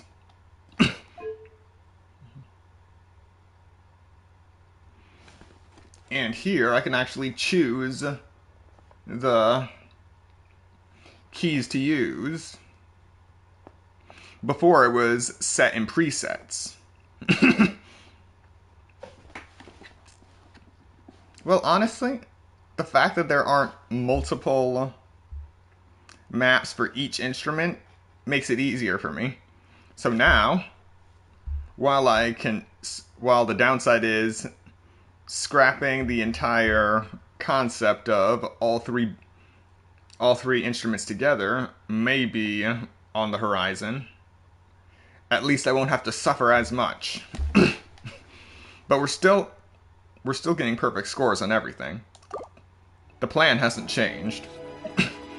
Next up, Contemplation in Snow. Here we go.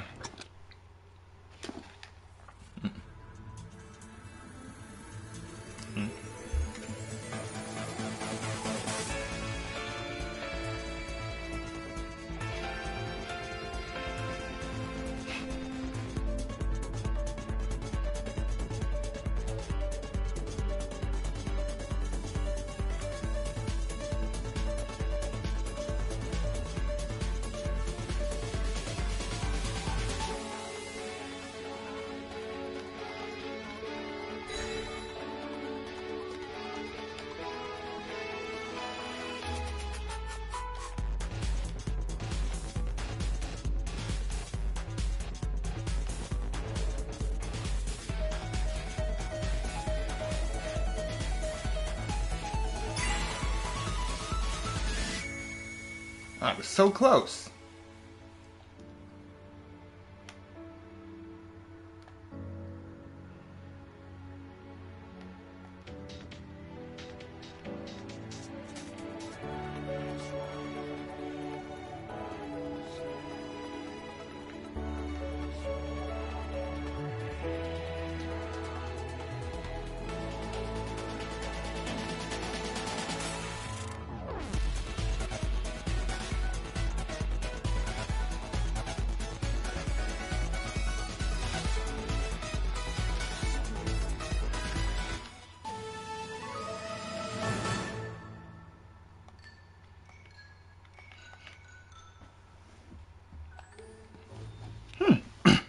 Well, I didn't miss a beat.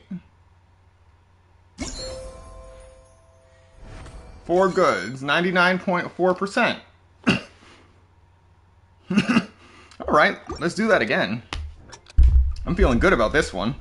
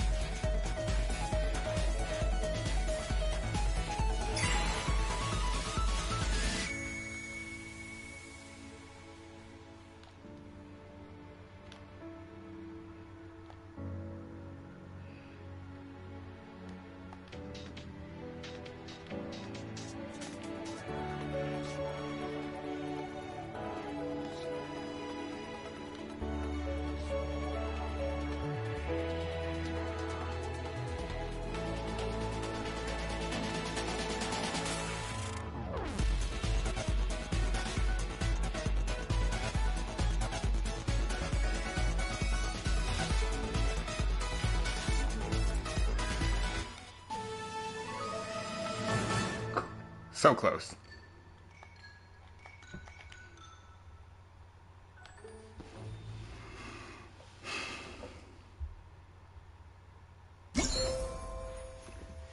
Just one away, 99.85%.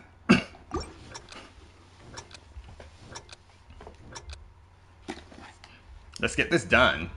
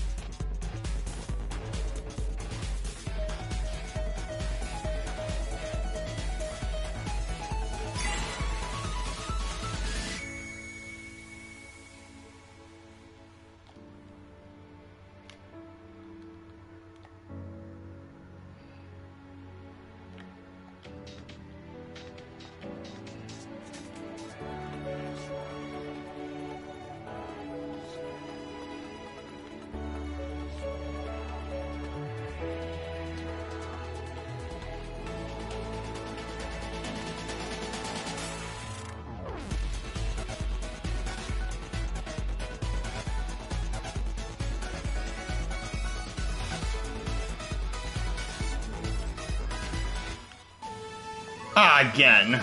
Same note.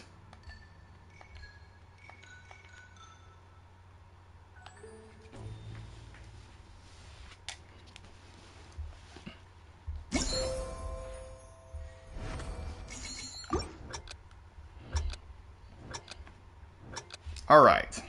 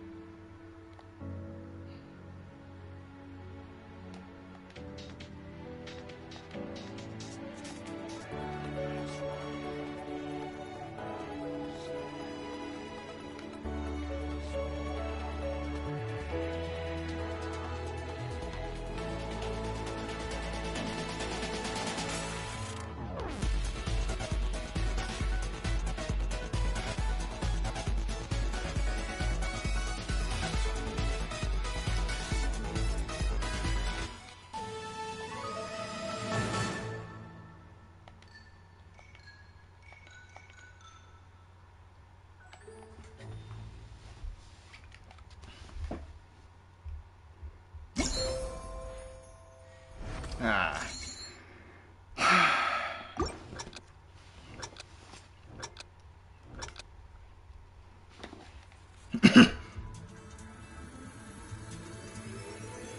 Here we go.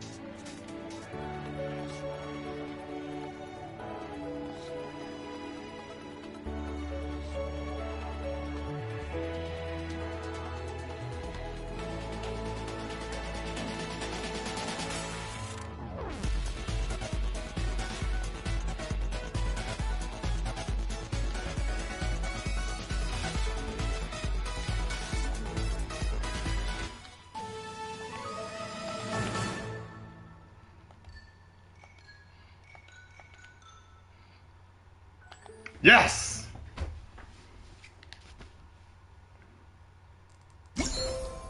Perfection.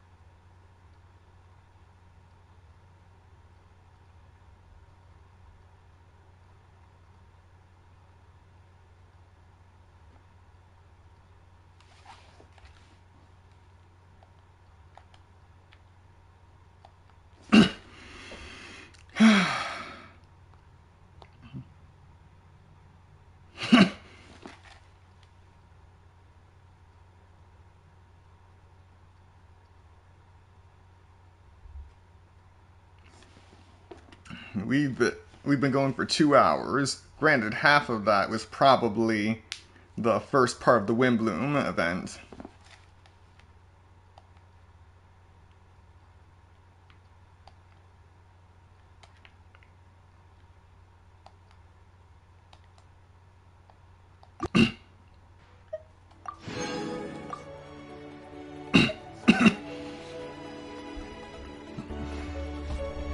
Alright, just give me one moment.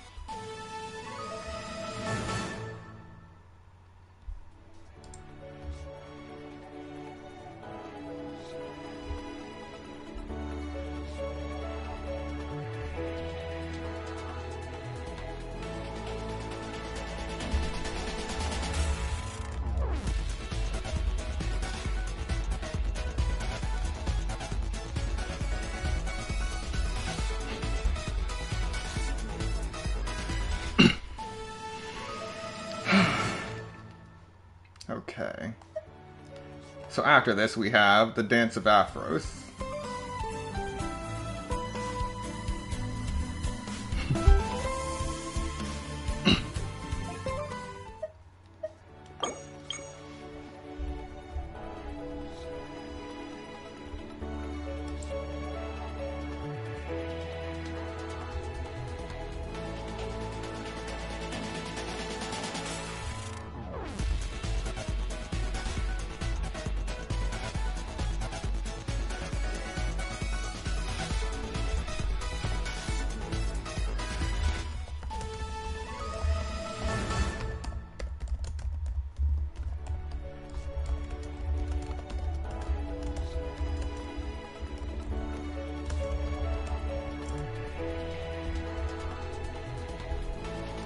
Alright, thank you for waiting.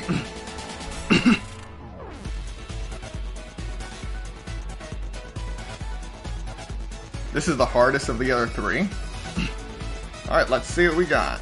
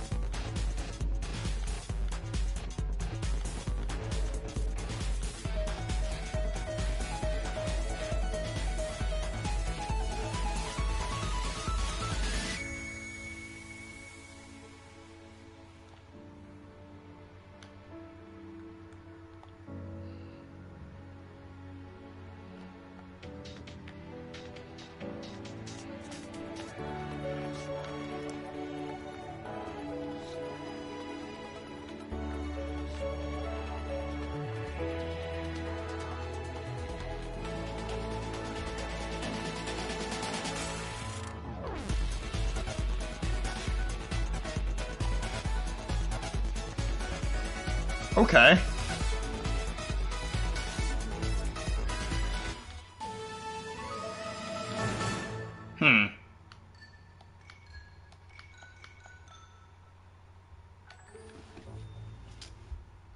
This may prove a challenge.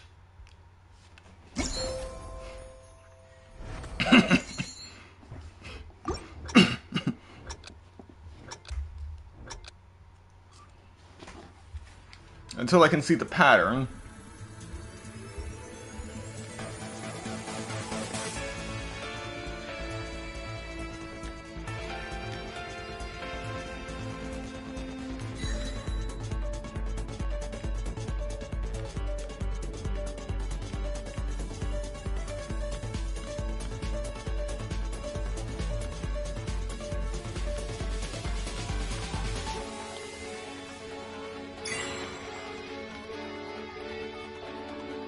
Alright, perfect so far.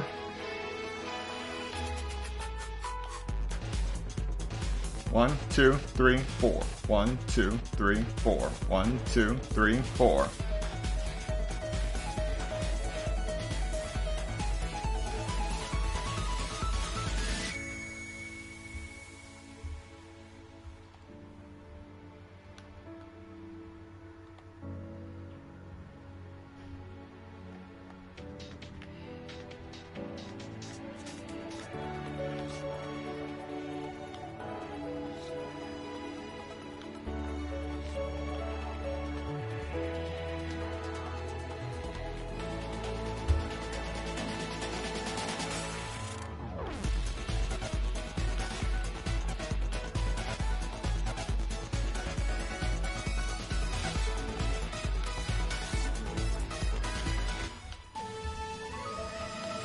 Okay, I think I see the pattern. I'm close anyway.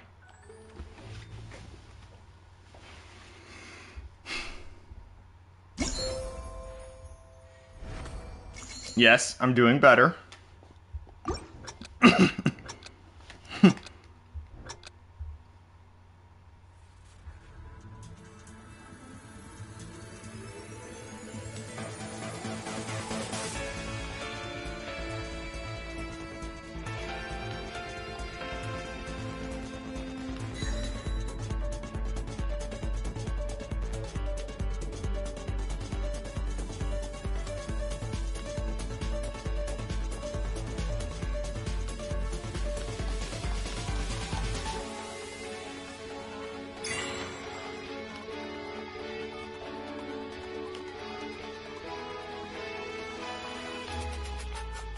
One, two, three, four. 1, 2, 3, 4. 1, 2, 3, 4. 1, 2, 3, 4.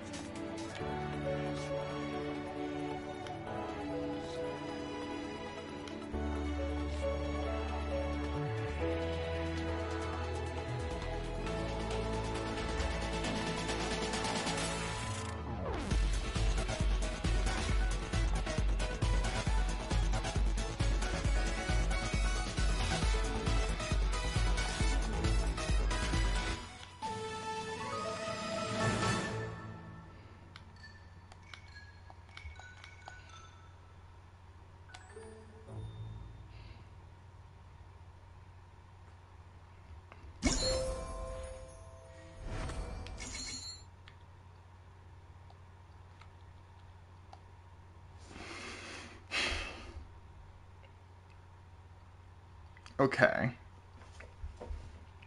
So, I think I need to actually review that part to see which button should be pressed first. Until then, I don't think I can get Kanoris on that. Let's see what Pro has for us, though.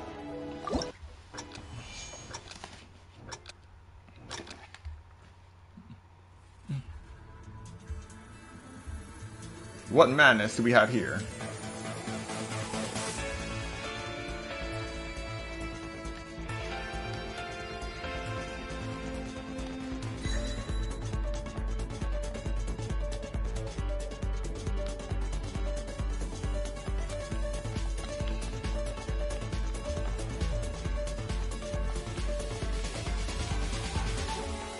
Yeah.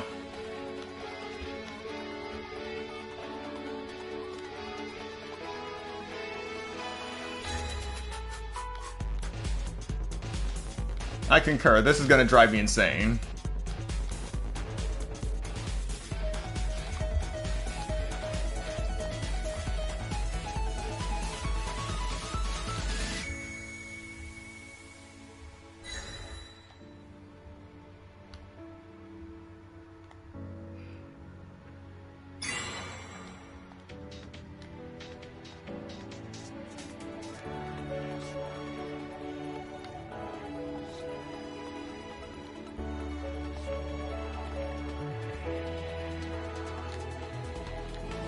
It's either gonna drive me insane or break my fingers.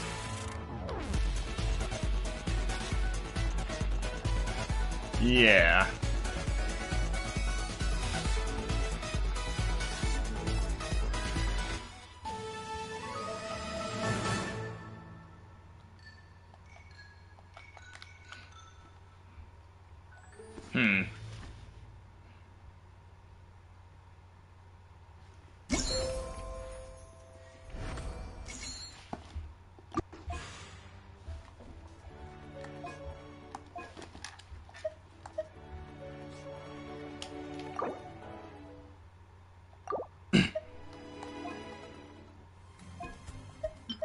Well, at least I got the rewards.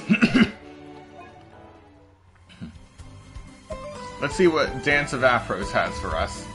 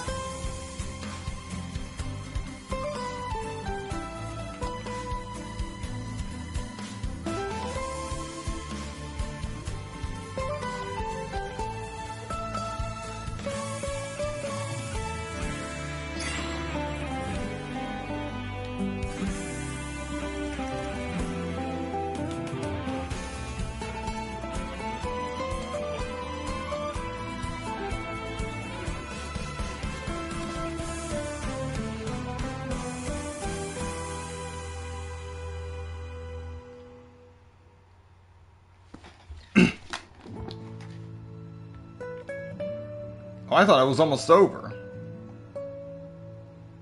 Caught me by surprise.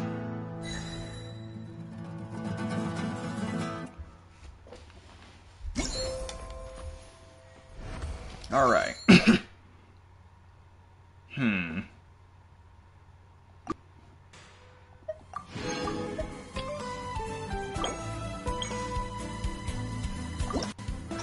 So we managed to finish this first song. Might as well see how bad the other songs are going to be.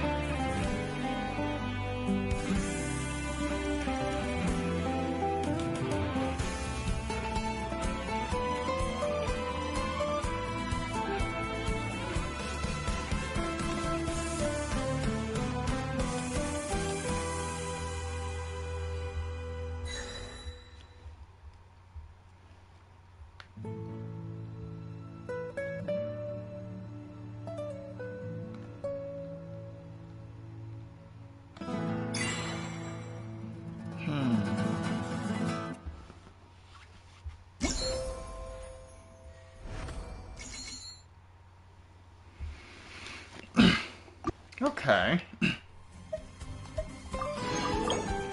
At least we're staying in Descantus. It's easier than the previous song, but for Pro you need to survive the start. Alright, let's see. Can we survive the start?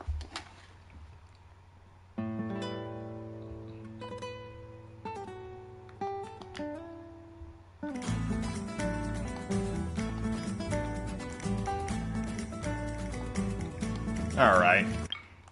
You make a good point. I'm used to just double tapping for beats, but this requires you to triple tap.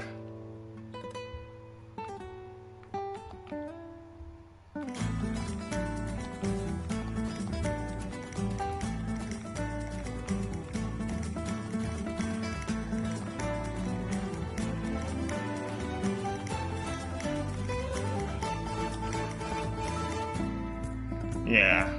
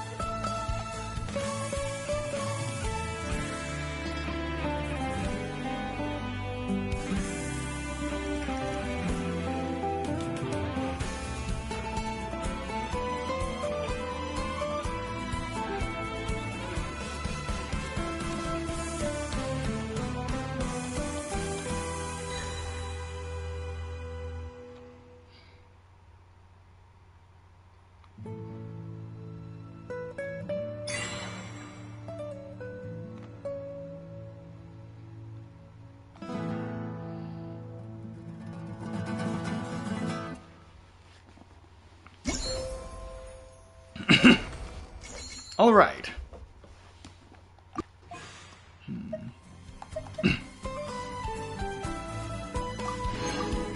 So we managed to stay above the Scantus for our Dance of Afros.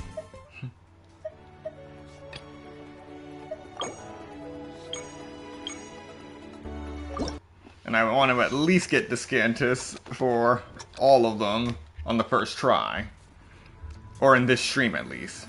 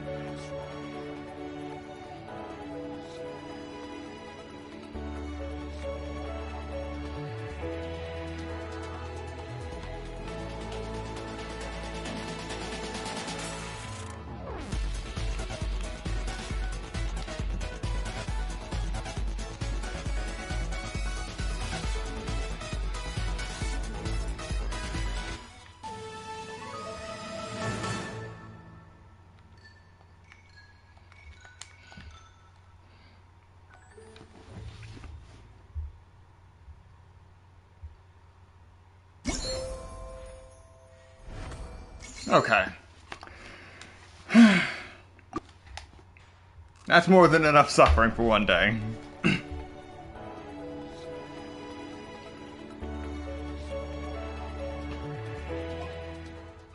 So we got everything Kanoris for Invitation of Windblume. A good way to start the event.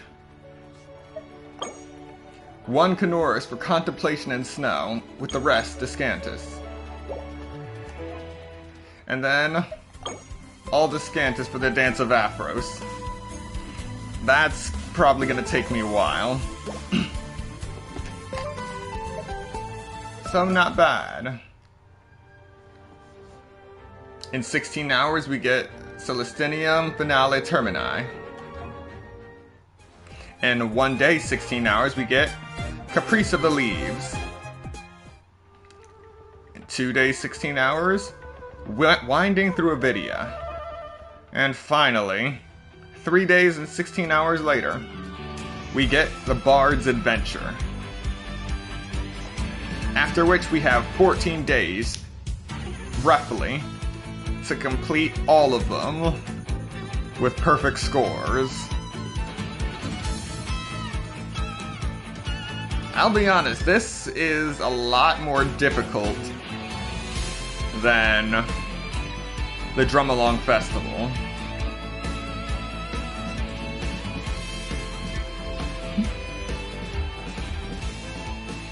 And I did that on and people were surprised that I did that on controller. So yeah, this is gonna be fun. Actually,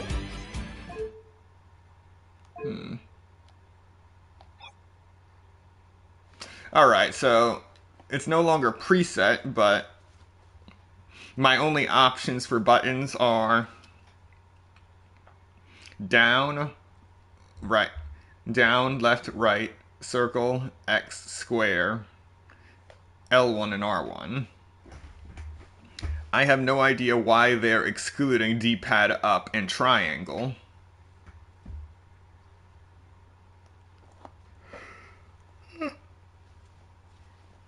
Likely just to keep the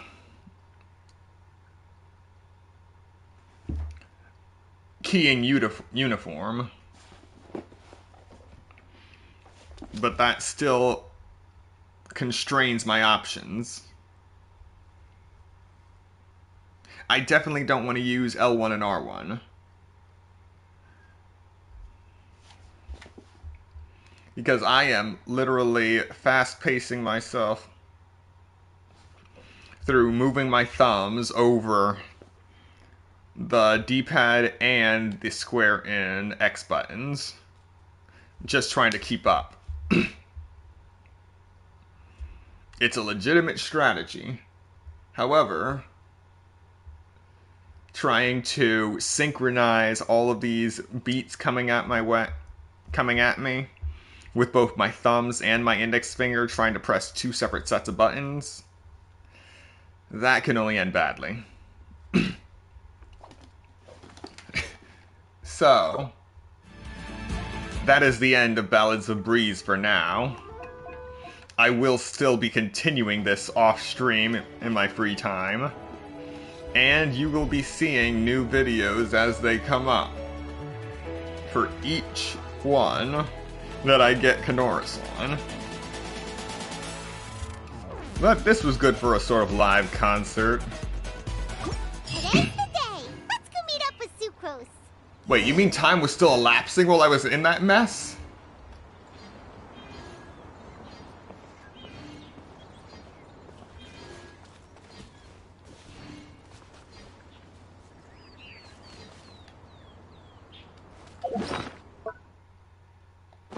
Well, one of the benefits of doing this non-stop is that I get more Mora. Can the guild really manage this amount of work? Ah, Traveler, my apologies for not noticing you sooner. I had some guild affairs on my mind. You must be here in Mondstadt for the Windblume Festival, I presume. You're just in time. The guild has come up with a little game. A guaranteed romp with prizes to be won. How about it? Want to give it a go? Let me introduce this little game to you first. The person who designed it calls it floral chess. He said that his inspiration came from the billowing petals and the wind that pursues them. And the game is meant to imitate the romanticism of pursuing these flower petals. That's quite the story. Well, this inventor is a bard, so he was more of, he has more of a, an imagination. Basically, when you're playing this form of chess, you need to collect as many bloom balloons within the chessboard as possible. You'll have to avoid various obstacles in the process, and there'll be some tools on hand to help lend you some support. That fellow even wrote an entire manual for this game, which I'll let you have a look at later. If you're interested, you're welcome to play. Remember, prizes are guaranteed just for participating.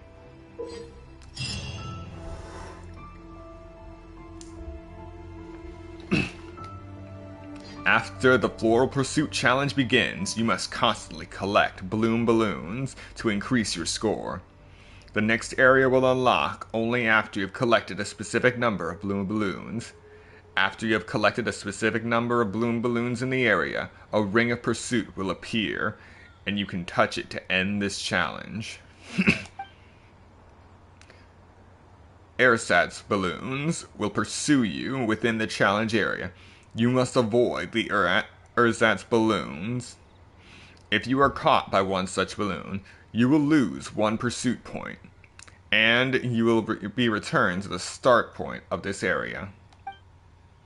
Bloom balloons and ersatz balloons will both be displayed on the mini-map in the bottom left corner.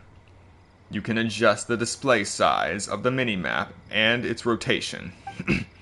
You can join co-op mode as a single player. If you are already in co-op mode, you can invite a player from your party to play together.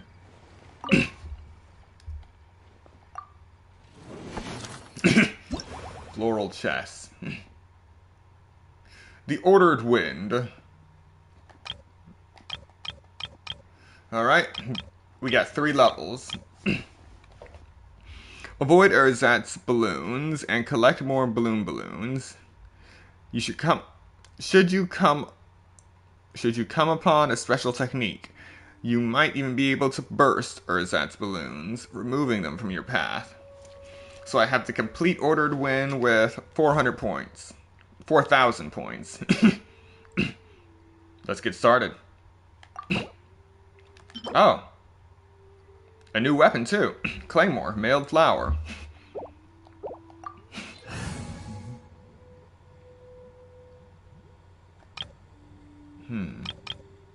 Well, I don't really use this team anymore. So... Evil shall be dispersed.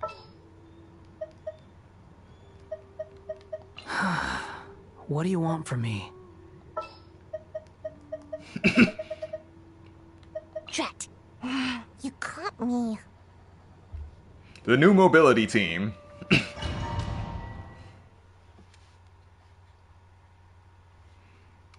Collecting Gale Blessings can help charge up the Ersatz Dispeller skill. After using Ersatz Dispeller, you will be able to destroy all Ersatz balloon you touch for 7 seconds. After collecting a Gathered Blessing, your collection range for bloom balloons will be expanded for 10 seconds. Okay, so it doesn't matter what team I chose.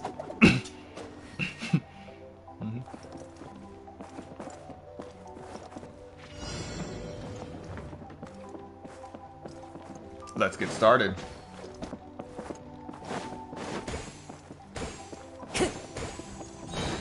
Time to go.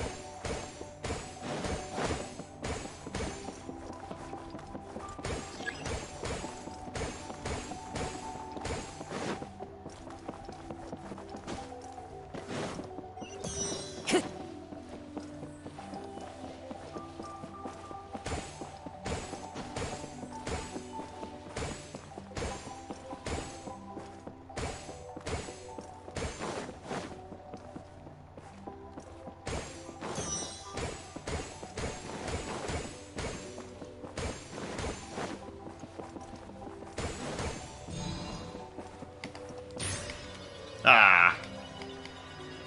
I hit the wrong button.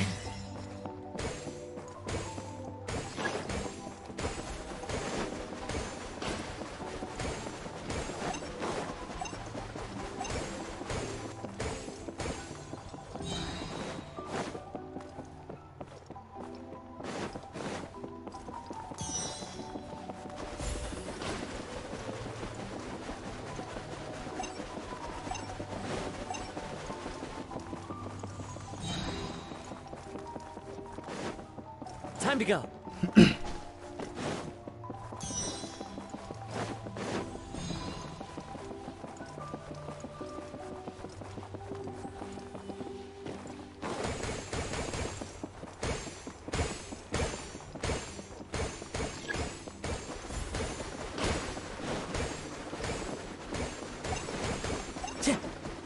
Time to go. You'll never take me alive.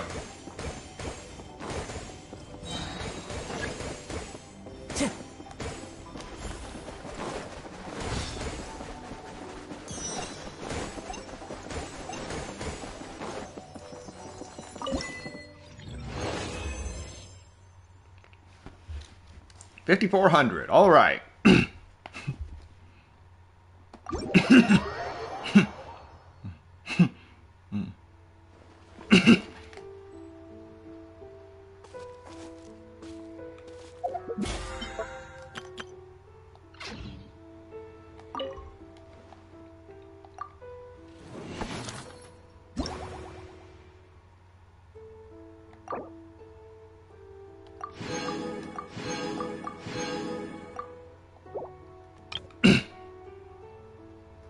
Next round.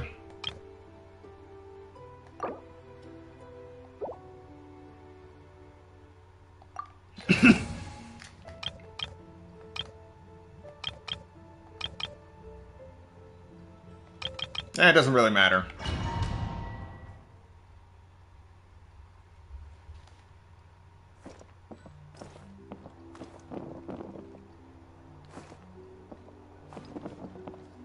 Let the games begin. Time to go.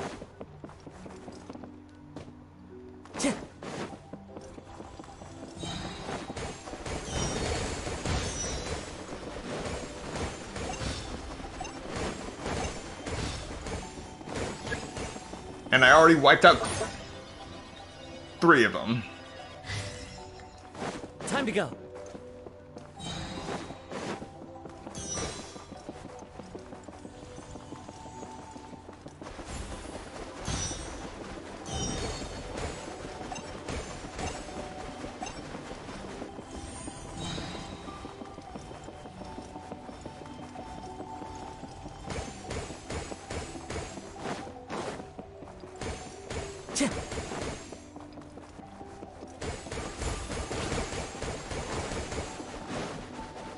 Time to go.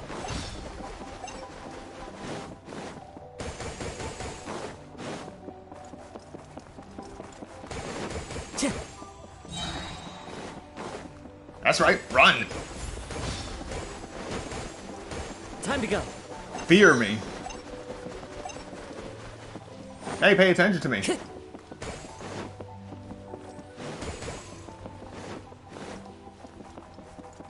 Time to go.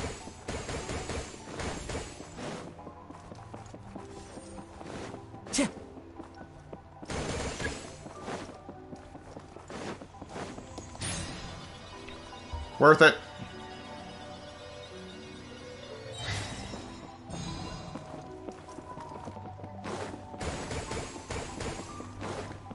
Time to go.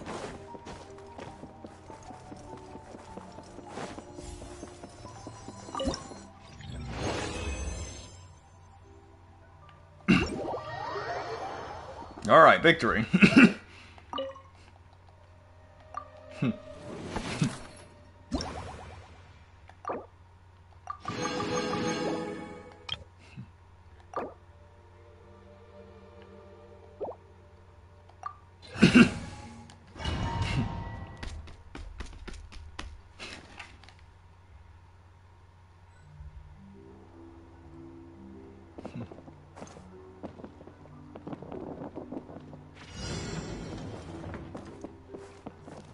Hello.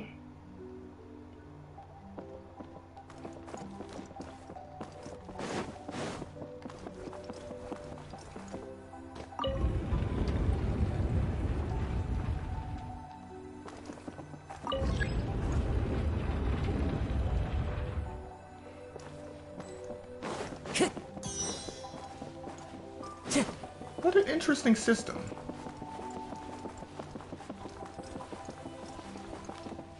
Not useful to me yet, but still interesting all the same.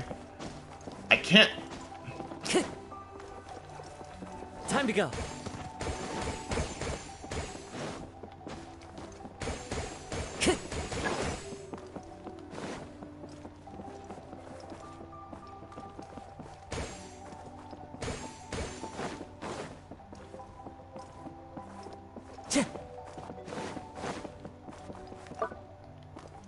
Time to go.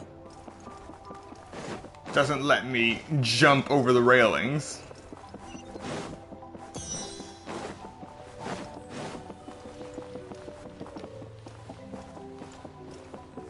Ooh, now that's a big one.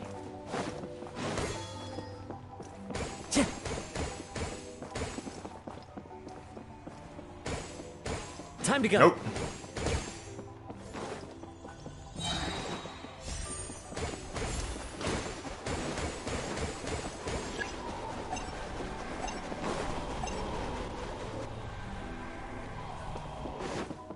Now where am I?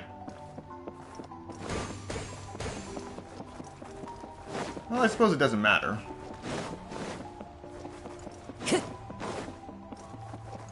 Ah, so that's how it is.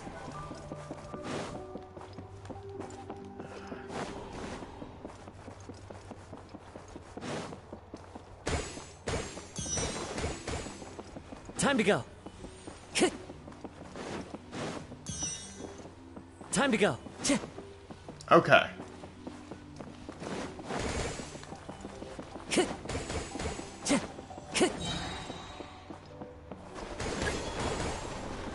Time to go.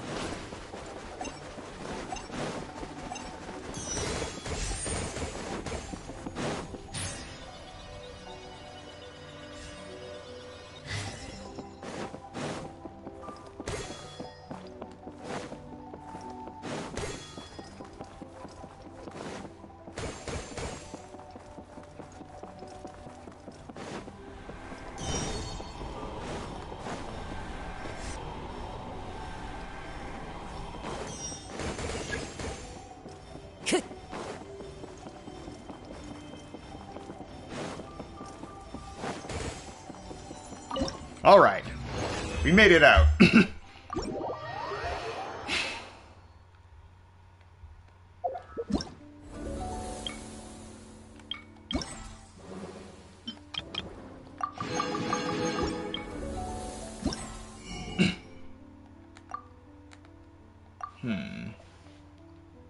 Specialized material for the mailed flower. You only get one. Decorations can always provide a little something beyond an item's value and function.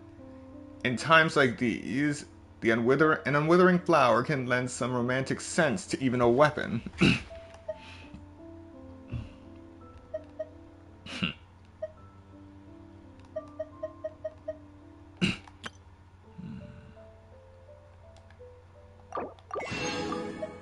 Kind of insight.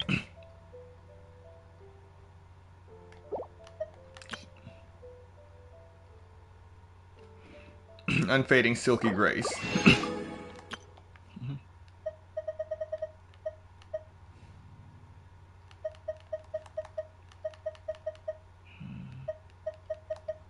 And the philosophies of ballad.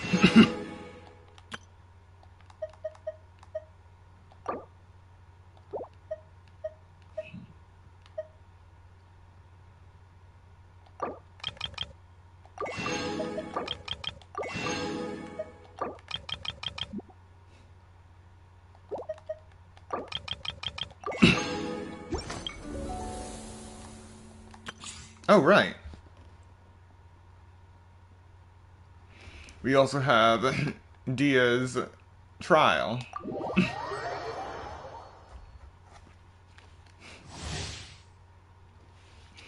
Dia can use her elemental skill to create a fiery sanctum field that will launch pyro damage, dealing coordinated attacks when the opponent takes damage in the area of effect.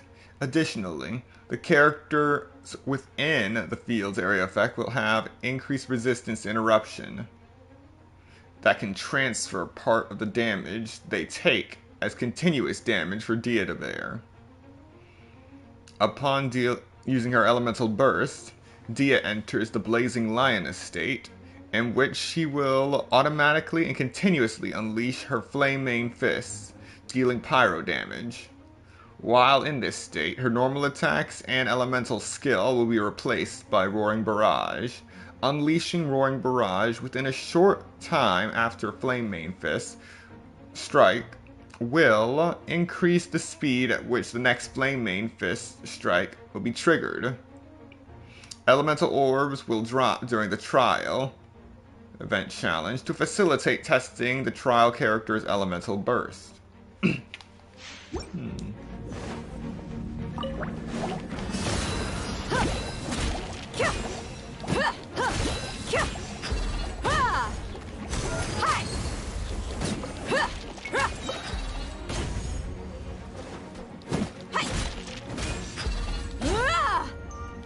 Interesting. You're dead meat!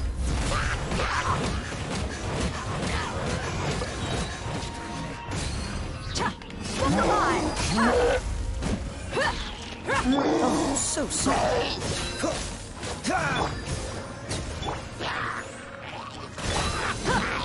Gloves off!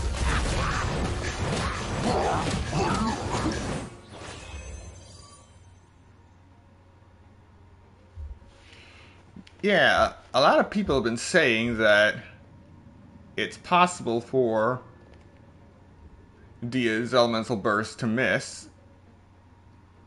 They are right, but at the same time, it's on you to aim. Like just now. Punch one Hilichurl, turn around, punch the other. I do the same thing when I am playing as Murray in the Sly Cooper games. Simple enough.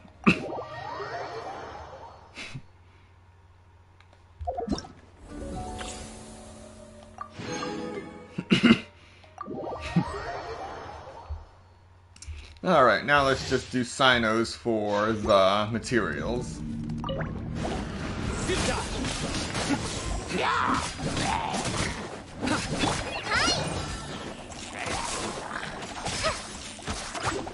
Nowhere to run! Judgment is upon you!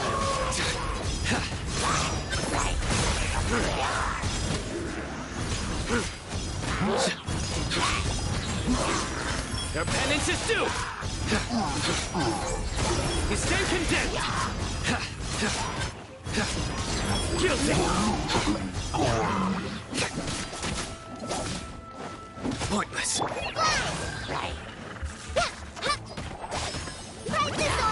Your sins weigh upon your soul! Your penance is due!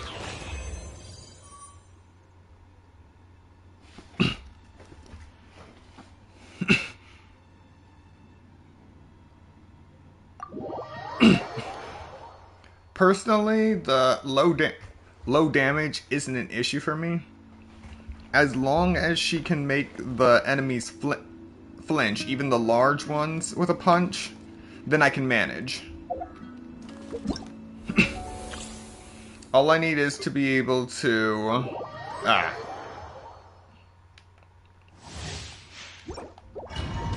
All I need to do is be able to make an enemy flinch long enough so it won't be in my way while I punch another enemy. Then I can move back to it.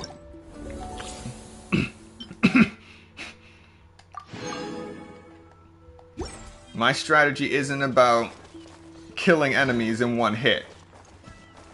It's about keeping them busy so I actually have the time to kill them.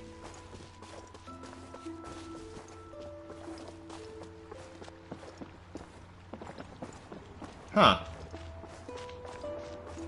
Did they finally get rid of the spawn of those pyro slimes that were here? Time to go. Is this really still happening? Are birds really still spawning as foul? Instantly dying?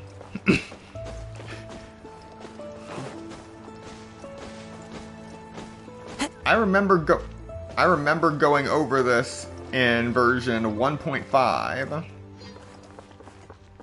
talking about it. Maybe not streaming it, but still.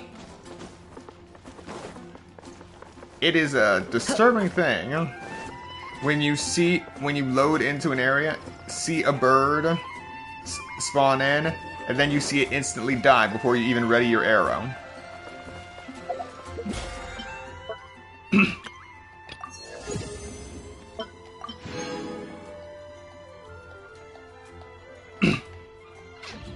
Wait.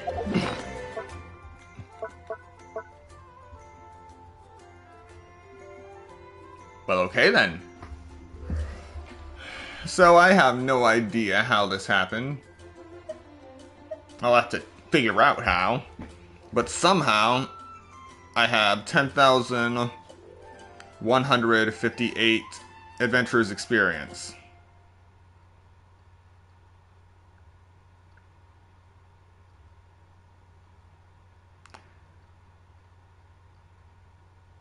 Somehow this managed to eclipse my Sunsetia record by so much. I wonder how many the neighboring nation of Liyue has...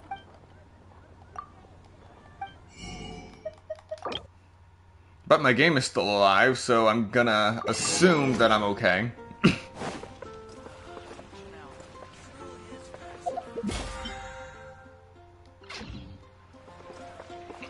But yeah, if I want to collect any of those or any of my rewards for the Spiral Abyss, I'm gonna have to use all of those extra books. Sucrose, we're here!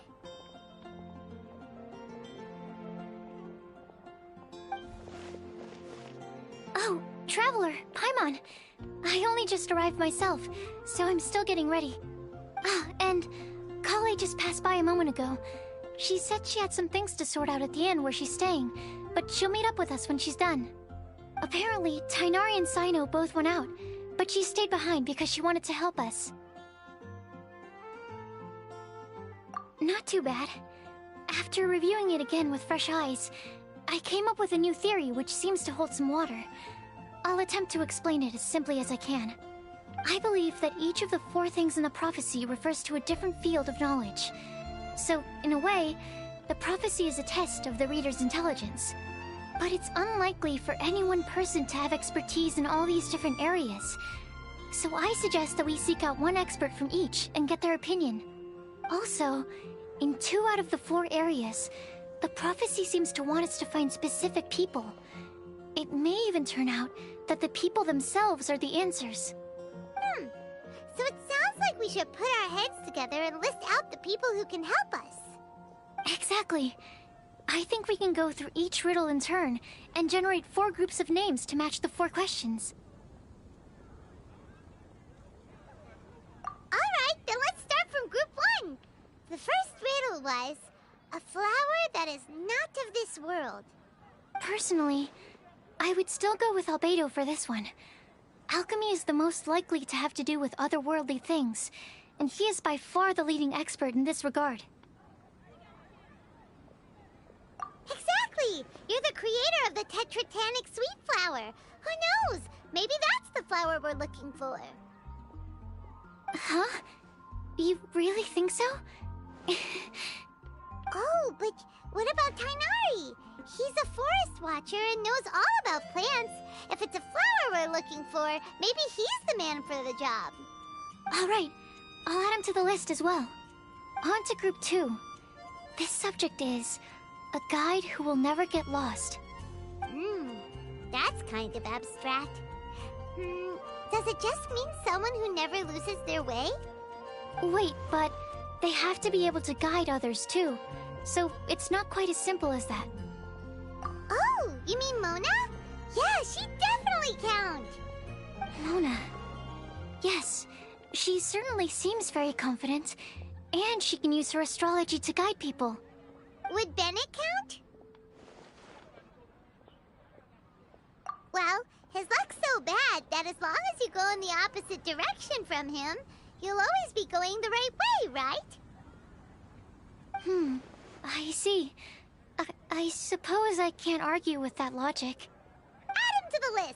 Finding everyone won't take long, so one extra person won't hurt. I know. Would Outrider Amber be a valid candidate for this category as well? Yeah, she would! She's got a great sense of direction after all. As a matter of fact, when the Traveler and Paimon first came to Mondstadt, she was actually the one who gave us directions. Yes, she's certainly a good guide. Is there anyone else? Let me think. Yes, I believe there may be one more. Albedo once made a set of equipment for Mika from the reconnaissance company. He's their surveyor, and an exceptional pathfinder. He's even instructed others in the discipline of surveying before. So, in my view, he's highly unlikely to lose his way, and would be very good at helping others find theirs. Cool! Another one for our list! Wait, Kale should have been here by now. Wonder what's taking her so long. Sorry, could we continue our chat somewhere else? Oh, you wanna go see how she's doing, right? Sure, let's all go.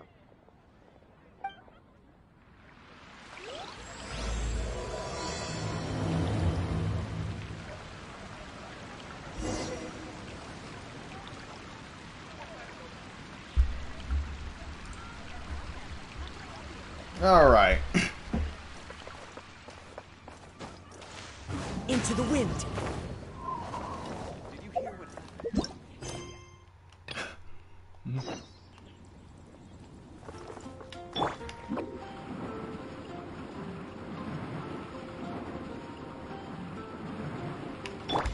Useless. One with nature.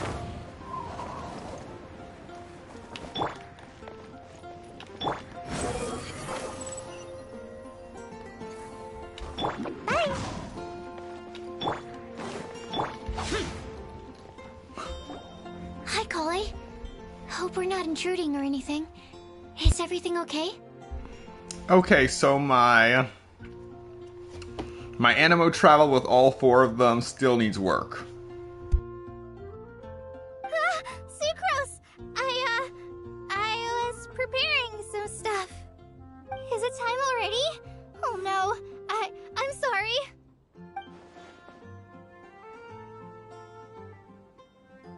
Don't worry.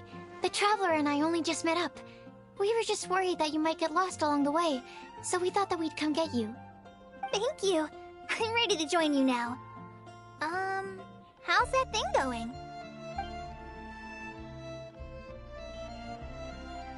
So let's pick up where we left off. Next up is the third line. One who would never lie. Anyone spring to mind? You really think so? Seems like it would be pretty difficult for someone in his position to avoid having to lie.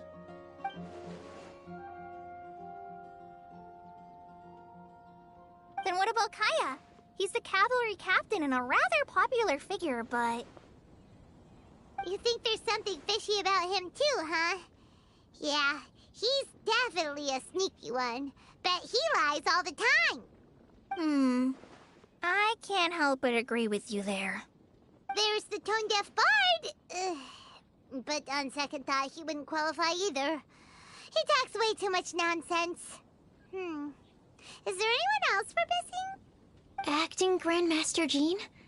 She has a good name in that regard, but from what I know, she sometimes covers up the truth out of concern for those around her. For example, when Lisa loses track of time in the library and misses her patrol shift, Jean will come up with some excuse, like Lisa's ill today. Also, she sometimes makes up stories to get Klee to behave, like the one about the big monster that comes to catch naughty kids who don't go to bed on time. Do you think that rules her out? White lies are still lies, but do we really have to reject her because of some harmless fibs? It's not like she had evil intentions. No, we're the ones being strict. Rosaria doesn't strike me as the type of person to lie. Oh, Kale, you probably haven't met her yet, have you? She's a sister from the church who looks, kind of like you. Oh, really? Where are the ones being strict? Rosaria doesn't strike me as the type of person to lie. Oh, Kale, you probably haven't met her yet, have you? She's a sister from the church who looks, kind of like you. a little scary and not very sociable. She stopped by the alchemy bench once, a long time ago, and asked me about Albedo. I thought maybe she was trying to find him, for work or something. But when I asked, she just said that she was curious about him because he was so intelligent, and wanted to talk to his assistant to find out what he was like. A lot of people might have given a more tactful justification, but I could see in her face that she wasn't trying to hide anything. She was just very direct and straightforward. That's why I don't think of her as the lying type. Rosaria doesn't look like the sort of person you'd want to get into a fight with. Maybe she just fights her way out of situations that some people might lie to get out of. I can definitely see that. I've also heard the other sisters say that Rosaria doesn't even make excuses when she skips choir. She just doesn't show up. She's a tough cookie, huh? Let's put her name down. In that case, I think Sinal fits in this list too. Ah, true. Lying's probably more trouble than it's worth for someone like him. Kinda like with Rosaria. Oh, and Paimon also nominates Razor. Bet he couldn't lie to save his life. I've also got someone else in mind. Noelle, the trainee knight. She's a very honest person. I don't think she'd tell a lie. Alrighty, write her name down too. Wait, there's one more person. You know, our long-standing staffer at the alchemy bench. Huh? You mean Timaeus? Yes, him. Truth be told, he's been love-struck recently. He swore that he wouldn't say a dishonest word or slack off until he succeeds in getting the woman he loves. Timaeus has a crush? Yes, that's right. Well, who is it? Do you know her? I've never met her. All I know is that she's from Liyue. Timaeus says that she's fun, has a great personality, and is very, very good looking. Since we're on the topic, helping Timaeus win the lady of his dreams was also one of my goals for this Windblume Festival. But how can we help with that? I don't know. Make sure he uses nice paper and a fancy envelope when he sends letters to her. Help him pick a nice gift and wrap it properly. That sort of thing. Yeah. I had the same situation once in the Avidia Forest. I helped another forest ranger out by delivering a love letter to the coworker she likes. Yep, that sort of thing exactly. Oh, also, I helped him with some of the groundwork for one of his research projects. He must have appreciated it, because he gave me a refrigeration device that he's been developing as a thank you gift. Is it any good? I mean, it looks nice. Sounds like a no. Alright, guess we'll put Loverboy down on the list then. Okay, so last of all, we have a legend that never ends. Anyone come to mind for this particular line? Lisa, perhaps? A librarian understands books best, and aren't most legends written down somewhere?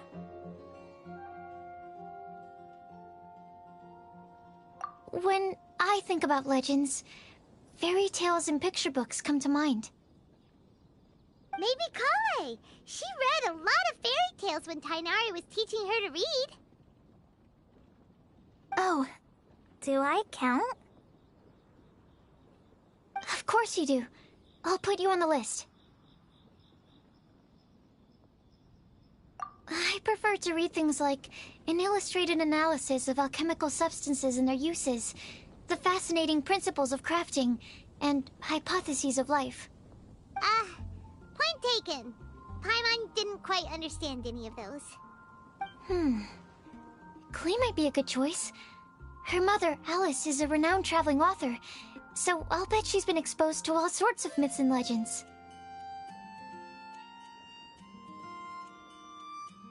Alright then, Klee makes the short list. Well, that should just about do it. Next up, we should go and ask the people on the list about the prophecy. Do we have to ask absolutely everyone on the list?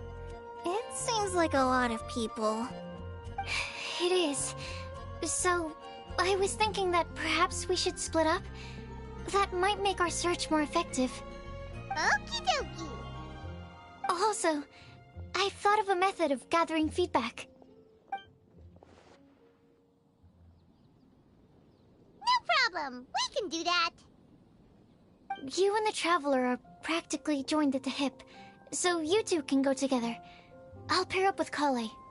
Capable Kale and sensible Sucrose. Sounds like a winning combination. Okay, I promise I'll help. Capable Kale. Yeah, I got this. Rest assured that the unbeatable Traveler and Paimon will do our part too. Off we go.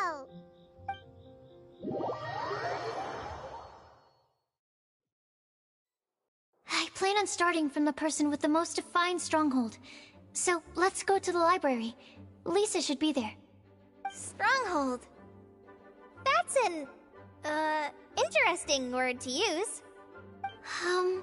Maybe den? No, that's even worse. How about layer?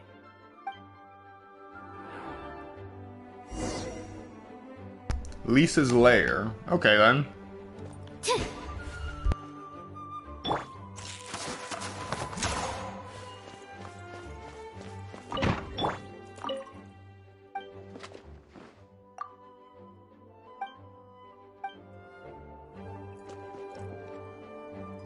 Here we are. Lisa's lair. Oh no. That was a bad word choice. Now Sucrose is using it. It's all my fault. Lisa, might I ask if... Huh?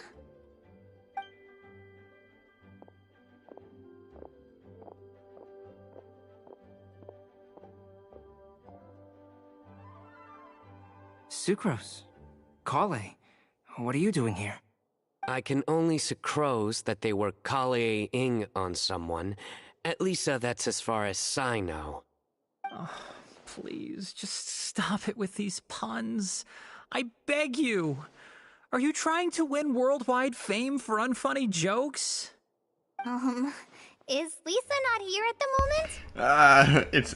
It hurts. It hurts so Surprising, isn't much. it? She went out. I'm afraid it's just us here looking for information. Except me. I'm not here for information. Like you, I came here for an abortive search for the librarian, who is also my academia senior. Oh, so you studied in the same darshan as Lisa? That's right. Her mentor in Sumeru was also my benefactor. We were both Spontamod students. Wow, that's cool. But wait, we're getting sidetracked. We came here to look for some information. Kale and I are investigating a prophecy, and we were hoping you all might be able to help. Oh? What sort of prophecy?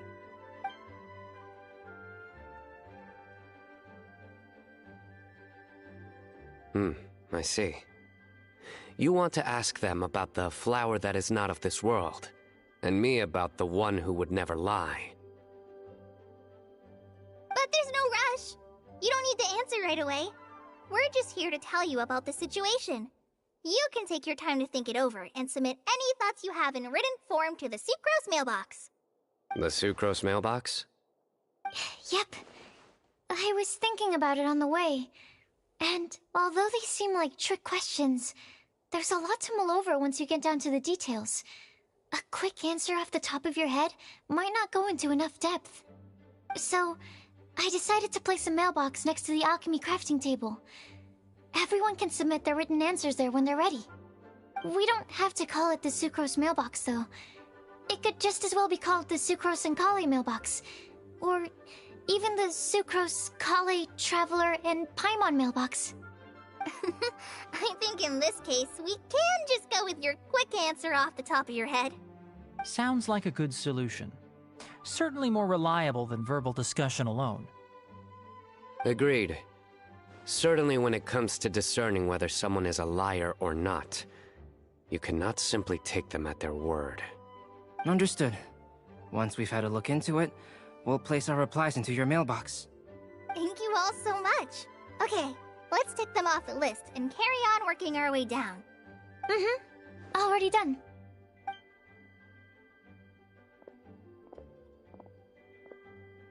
I'm pleasantly surprised to see those two introverts getting along so well. Do you get the feeling that Kale's return to Mondstadt has emboldened her more contrarian side? Yes, I'd noticed that too. Traveling and meeting old friends are both good for the body and soul. And isn't rediscovering one's youth while revisiting old haunts a worthwhile pursuit? When I first met Kale, she'd never known happiness or youth. But things are different now. Her Elazar being cured was a huge milestone in her life. Kale is a very sensitive and introverted child. I'm sure you must have noticed that too, Albedo. From the time she's been in my care, I've observed that she's actually a very lively character by nature. But she had a very rough start in life, and it changed her. So, might I assume that your respective claims of looking for plants and artists in Mondstadt were just pretexts? I wouldn't say that. Both Kale and Genius Invocation TCG are very important to me. Would it really kill you to just say yes in this situation? Fine. Yes. We came out of concern for Kale. She's been back to Mondstadt of her own accord several times, but it has led to no significant improvement in her mood. Well, it won't hurt to give her some more time. I believe that Sucrose might be able to help her. Sounds like an extension of your own self-confidence as your teacher. You could say that. In a similar vein, I've heard that Sumeru scholars often build their social relationships based on their academic ones. Is that true? I suppose it might look like that from your perspective. Sumeru society is something of a special case. The reason it is known as the City of Learning is because all of its resources are in some way linked to academia. As such, academic resources equate to social capital. It is not unheard of, for example, for people to build a family in order to pursue further studies. But the relationship between the three of us is not an academic one turned social. We've never even worked on a paper together for starters. Oh, so the academic paper is the nexus of the academic family. Interesting. I would think of us more as siblings. An equal and pure relationship, unaffected by academic considerations. As much as I'd prefer not to admit it, that statement is not inaccurate. I can understand that position. I have a younger sister myself, and it's only natural for me to be protective of her. What you describe fits the idea of a city of learning, as I imagine it. The family is where all social relationships intersect. As such, a family founded on common goals may actually be more stable. By the way, who's the eldest between you? Let's not go down this rabbit hole, please. In terms of age, I'm the eldest, of course. He just doesn't want to admit it. But your mental age is younger than that. I dare say even by enough to be the youngest sibling. Perhaps I could bring Kale into this happy family to be your elder sister. No. You will never see me admit to being the youngest sibling. Except perhaps as a last-ditch effort to turn the tables in a game of cards.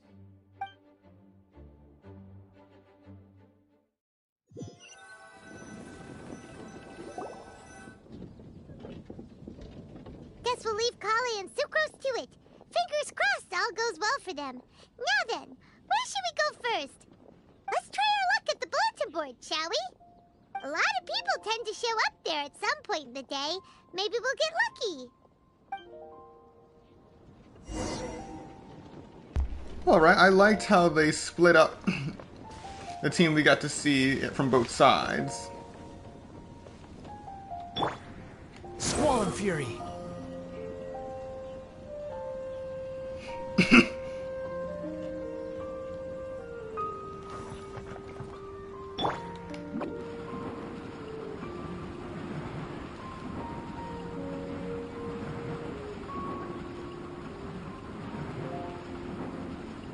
Can't touch me.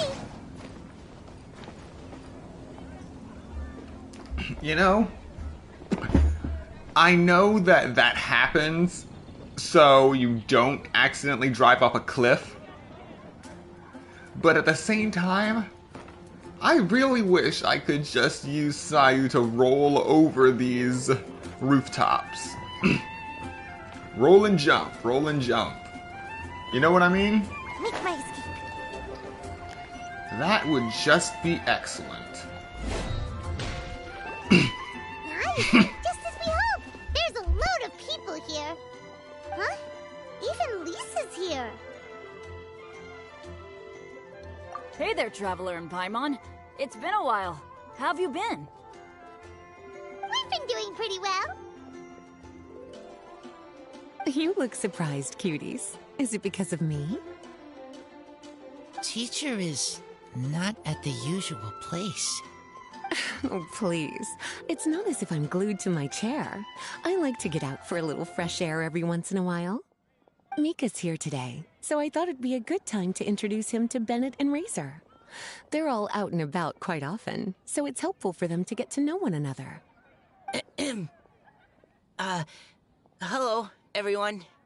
My name is Mika.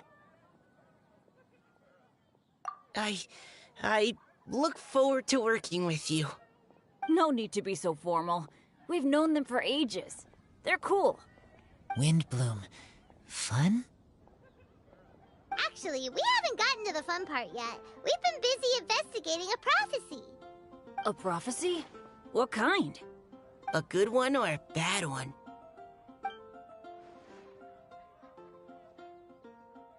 Gosh, that all sounds quite fascinating. I can't believe I made it onto your list of names. You really think I'll be able to help? Believe in yourself. Right.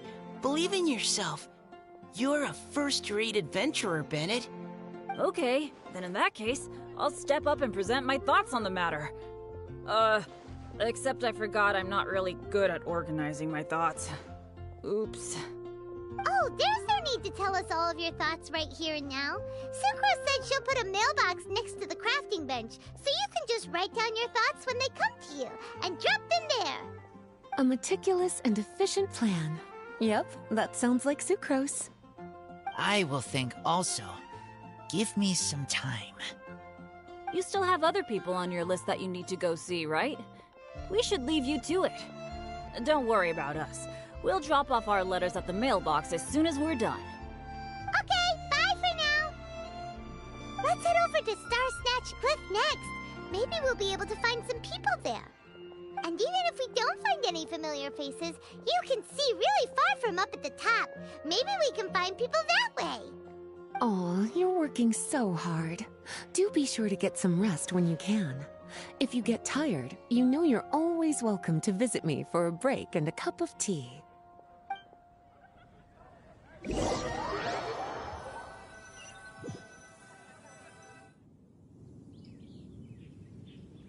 Where to next?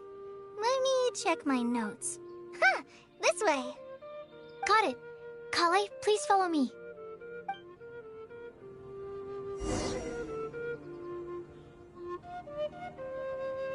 Alright, one moment.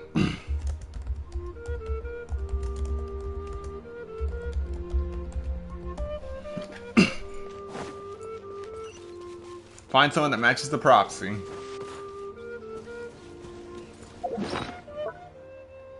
Oh good, I still have access to my inventory. Wait.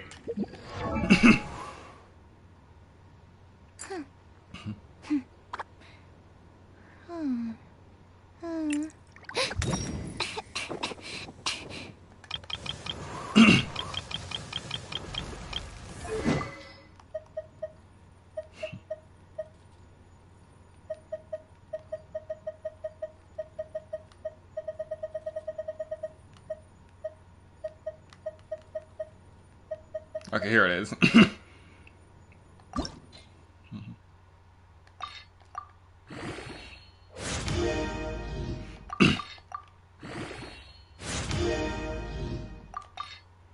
Before I forget about maxing this thing out.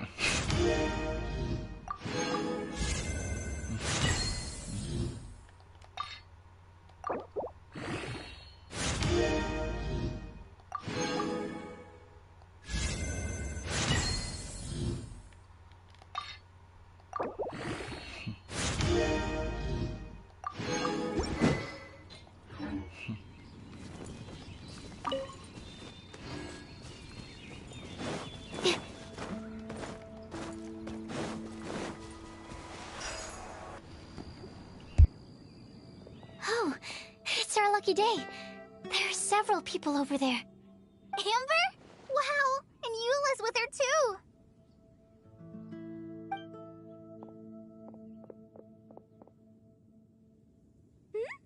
Oh, it's Sucrose!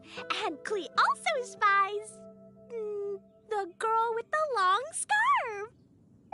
Kale, we were just talking about you. Ah, right, I don't think you've been introduced to Noelle before. Kale, this is Noelle, maid of the Knights of Favonius.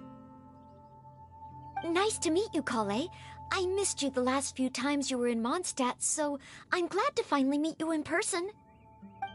Oh, nice to meet you too, Noelle. My name is Kale. But you already knew that. Relax, you two. There's no need to be so courteous. We're not on some kind of diplomatic mission here. Klee, what are you doing here? Are you planning to blast some fish? Nope. Klee's on patrol with the other knights. Huh. Now that you mention it, it looks like everyone here is a Knight of Favonius except for Kale and me. I'd heard that there was a very young knight in the ranks, but it's still a surprise to see with my own eyes. Kale, what do you do? I'm a trainee forest ranger in the Avidia Forest. Trainee? It means I'm not officially a fully qualified forest watcher yet. I'm still learning. Oh, you're just like me. I'm still working towards becoming a fully qualified knight. Technically, though the distinction is hardly relevant right now. This isn't a very formal patrol. We're just chatting. Don't panic, Kale. Just pick a topic and join the conversation. Don't panic. Whatever you do, don't panic. It's just Amber and her friends. There's no need to be nervous. Let me guess. Were you chatting about the new guests in town? Yep. A few folks from Sumeru have come to visit, so we're brainstorming a few nice surprises for them. Amber! Ah! Sorry, At least I didn't say anything about what the surprises are. Oh no. How am I supposed to join this conversation now? What do I say to that? Speaking of nice surprises, we've actually had a fairly big one recently. What kind of surprise? Tell me! Tell me! I'm saved. Sucrose has given me a lead-in. Now, I just need to follow on from what she's already started talking about.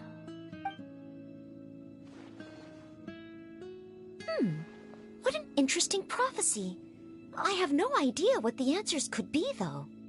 So essentially, you're gathering information to help you solve the riddles, correct? I'll do my best to help. Thank you so much, Eula. Anytime. There's no need to answer right away. We'll put a mailbox next to the crafting bench for people to drop us a note once they've thought of something. I'll drop something in there for sure. Nice idea. I think we can all commit to writing a note. We'll see what we can come up with. Yep, don't worry. You can count on us. But we do have to finish our patrol first. What route are you taking today? We started in the Stormbearer Mountains, and we'll end at the city gates. You'd be very welcome to join us, but it sounds like you're pretty busy with all this. No. There's always next time. We'll join up with you after we're done working through this prophecy. Oh, yeah, so, we'll be on our way for now. See you later. Have a safe trip back.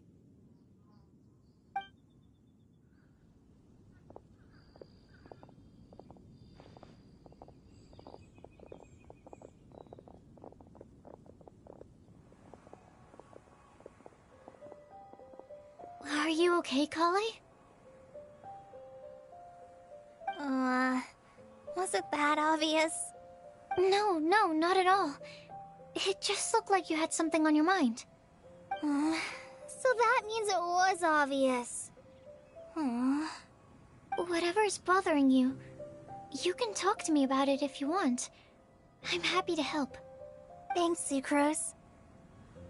Well, the truth is, I don't really know how to act around Amber and the others. Really? I thought you two were good friends. We are. Amber's a really important friend to me. I don't know. I guess if I'm being completely honest, the problem's probably with me. The first time I came to Mondstadt, I was really immature. I didn't want to let people in, and I was generally pretty awful to everyone. Amber was the one person who didn't give up on me, and if it wasn't for her persistence, I wouldn't have found a friend at all. Without Amber, I might not even be here today. And because of that, I really look up to her. I think of her as my role model, and hoped that maybe one day, I could learn to be like her. But after trying and failing for several years, I think I finally realized. I'm no Amber, and I never will be. Looking back, it seems silly that I ever thought like that. We're nothing alike at all. My personality's so... weird. I always get so anxious and I overthink everything. Aw, Kale, don't say that. Sucrose? Would it be okay if I told you a bit about my past?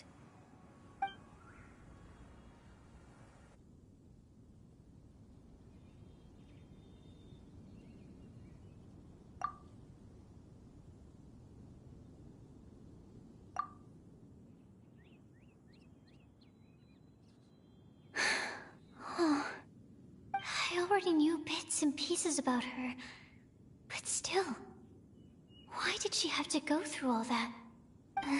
I'm sorry. We've only just met and I'm already dumping all of this on you. This is why I get so frustrated at myself. I'm always doing this. I get into a spiral of self-doubt, and then I end up having to find somewhere to vent it all out. No, it's fine. I'm really glad that you're willing to tell me all this. People don't open up about their deepest feelings unless they really trust the other person. Don't you think? At least, I think it's kind of an honor. And, I mean... you've probably noticed by now, but I don't have the best social skills either. I always just end up talking about the things I'm interested in, and going on and on. But even so, you still listen to me when I talk my head off about alchemy. It's a relief to listen to you talking about yourself for once. If you hadn't told me all of those things, I never would have guessed that you struggle so much. Honestly, I feel like we're very similar people. Really? Yeah. Everyone has their own problems to deal with. I certainly do. All the feelings that you talked about just now, I totally get it. It takes so much more effort for us introverts to fit into a crowd. When you were saying about how you try to think about what to say in advance, and you're constantly terrified of saying the wrong thing and making things awkward, I relate to that so much. Oh, and also that part about studying under a genius. In fact, before meeting you, I'd never met anyone who seemed so similar to myself. Oh. I'm not very good at giving words of comfort or anything, and I'm not gonna tell you to just get over it or stop worrying about it. How about we just sit here for a little while? We don't have to force a conversation if we can't think of anything. We can just sit here together. Sucrose has stopped talking, but for some reason, this doesn't feel awkward at all. Maybe she's right, and we're more similar than I realized. This is the nice way of saying what the Wanderer has been saying this whole time. No need to force a conversation just to occupy silence. In Sumeru, I always like to find a quiet place to just sit and watch the scenery, but it's always by myself. I never thought there'd be a day when I could do this with someone else by my side. Mondstadt's breeze is so gentle and soft. Hey, Kale. See that cloud over there? Doesn't it look like one of my test tubes? I don't think so. Sorry. then maybe we're not quite on the same wavelength on everything. At least, not when it comes to looking at clouds in the sky. Thank you, Sucrose. I feel much better after talking to you. Yeah, it helps a lot, doesn't it? I also vent to my flasks sometimes. The next time we get the chance, I have to show you my Tetratanic Sweet Flower and my Tetratanic Windbloom. Your Tetra... what? 2 of my favorite things I've made. They're really cool. I think you might like them. Oh, okay. Yeah, you'll definitely have to show them to me sometime. I brought some crackers with me. You want one? There's cheese flavor or tomato flavor. Sure. I'll try the cheese one. Aw, look! They're enjoying the scenery together. Shall we go play with them? No, it's fine. Let them sit for a while. We're not what Colleen needs right now. She needs a new friend. Someone different, who's never met her before. I don't get it. Is there a difference? There is. You'll understand once you're a little older, Klee. People can draw different kinds of strength from different kinds of friends. And right now, Colleen needs someone that's just not the same old me.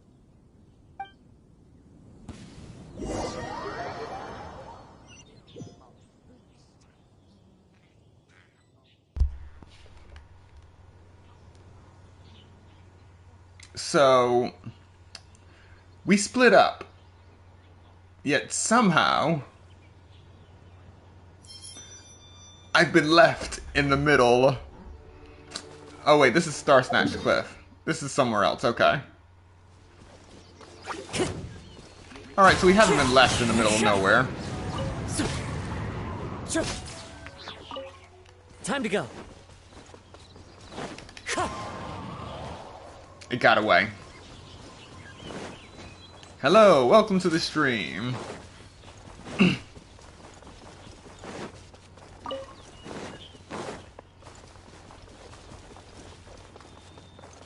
Since we're up here, may as well collect Cecilia's while we can.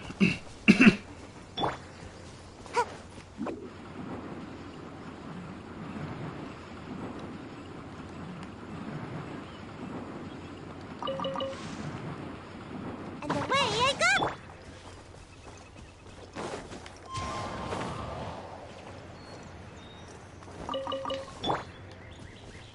The wind rises.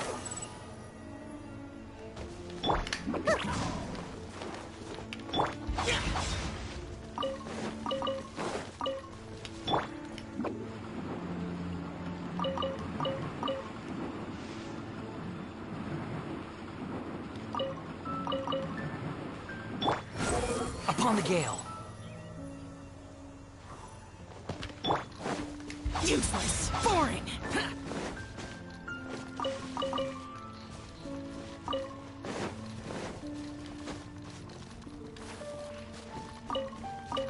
Alright, done collecting. Time to go. Star Snatch Cliff! We made it! Paimon hopes we find someone we need here. Help! Oh, I beg you, please don't let go. Who's that yelling? Let's hurry and take a look.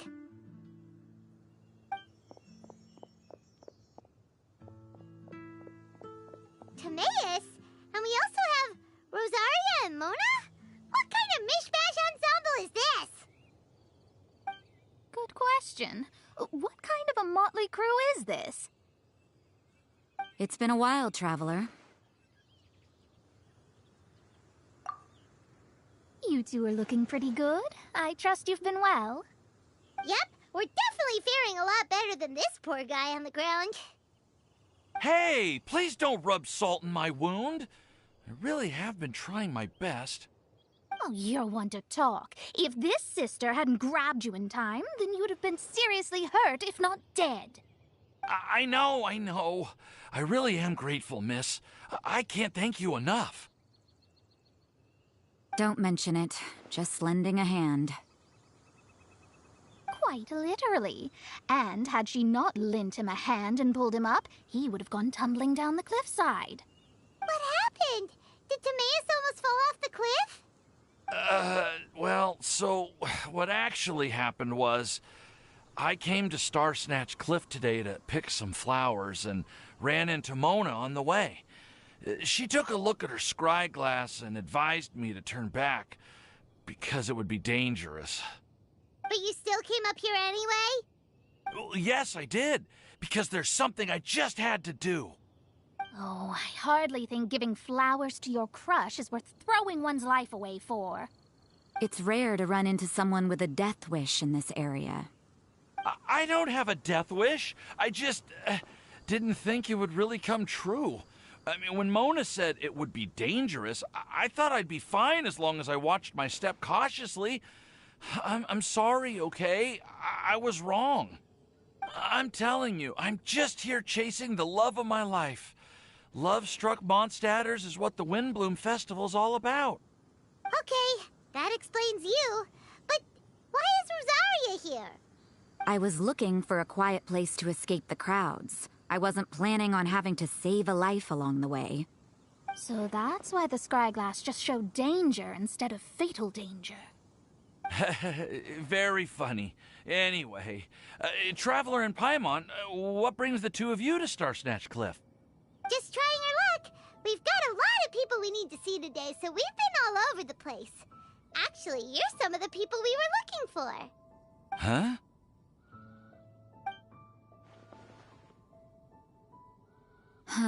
I see. So, all we'll need to do is find some clues, make a note, and drop it off at the mailbox? I can't believe there's a prophecy like this, let alone that I have a part to play in it. Oh, I guess this means everyone will find out about my crush now. I came here because I wanted to give some Cecilias to the girl I love. They'll really suit her. She's... No one asked. Please, do not subject us to your gushing about your girlfriend. You saw right through me. You said you need clues, right? Well, in that case, Mona Magistus the astrologist will provide you with a personally handwritten letter. Just wait for it to show up in your mailbox. You can be on your way now. We won't keep you any longer. All right, then let's head back for now and meet up with everyone else. Will do. This is all so embarrassing. Thank you both.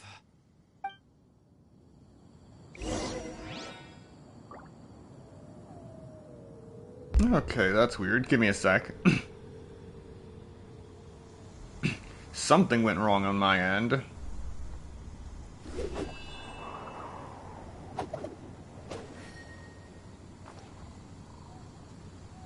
Okay, we're good now.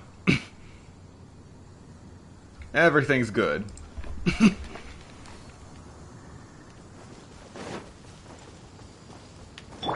my escape.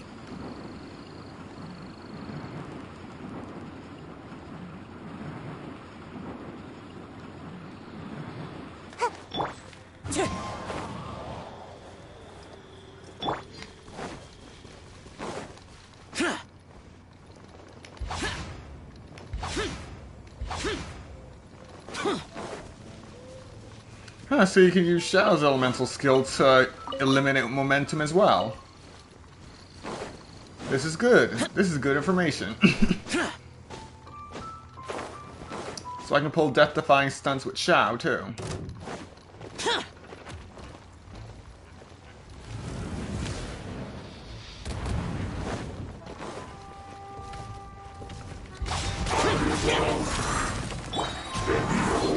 Fallen leaves, adorn my night! Behold!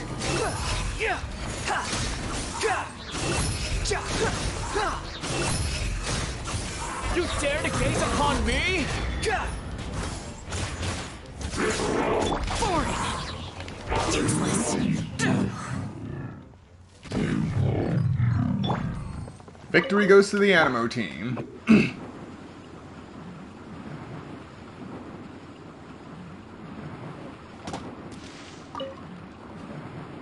I just ran over a bird. Can't touch me.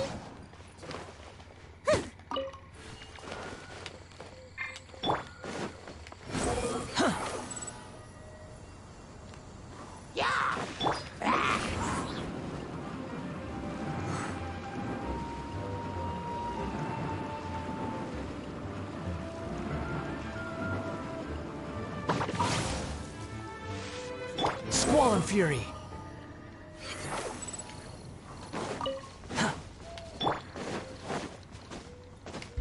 Boring.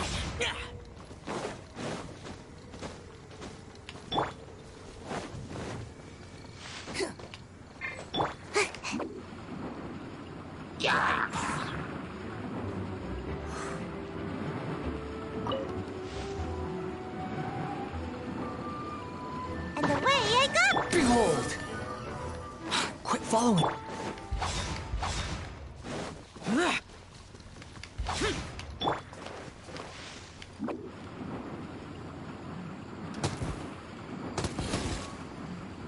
What just happened? What was that red flash?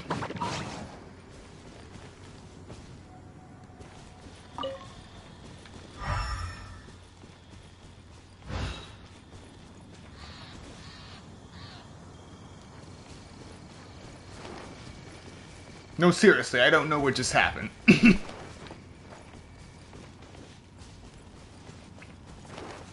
All I'm sure of is that I have never seen that effect when using Kazuha, Shao, Miwa, or Sayu.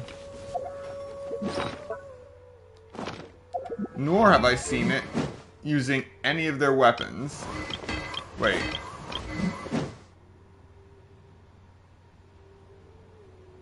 On hit, attacks against opponents with less than 30% HP increase all party members' attack by 40% for 12 seconds.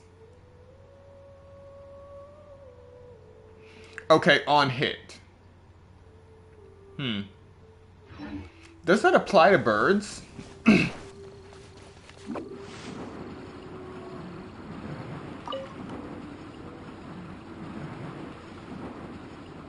The wind rises.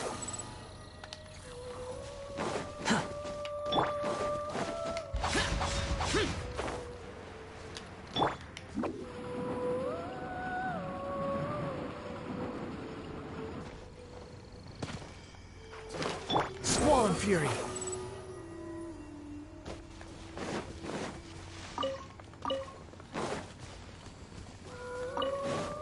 The wind rises.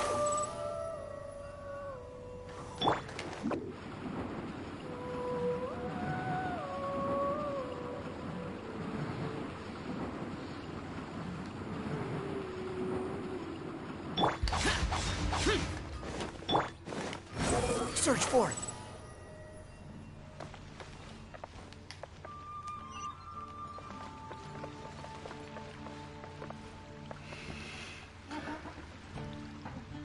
Alrighty.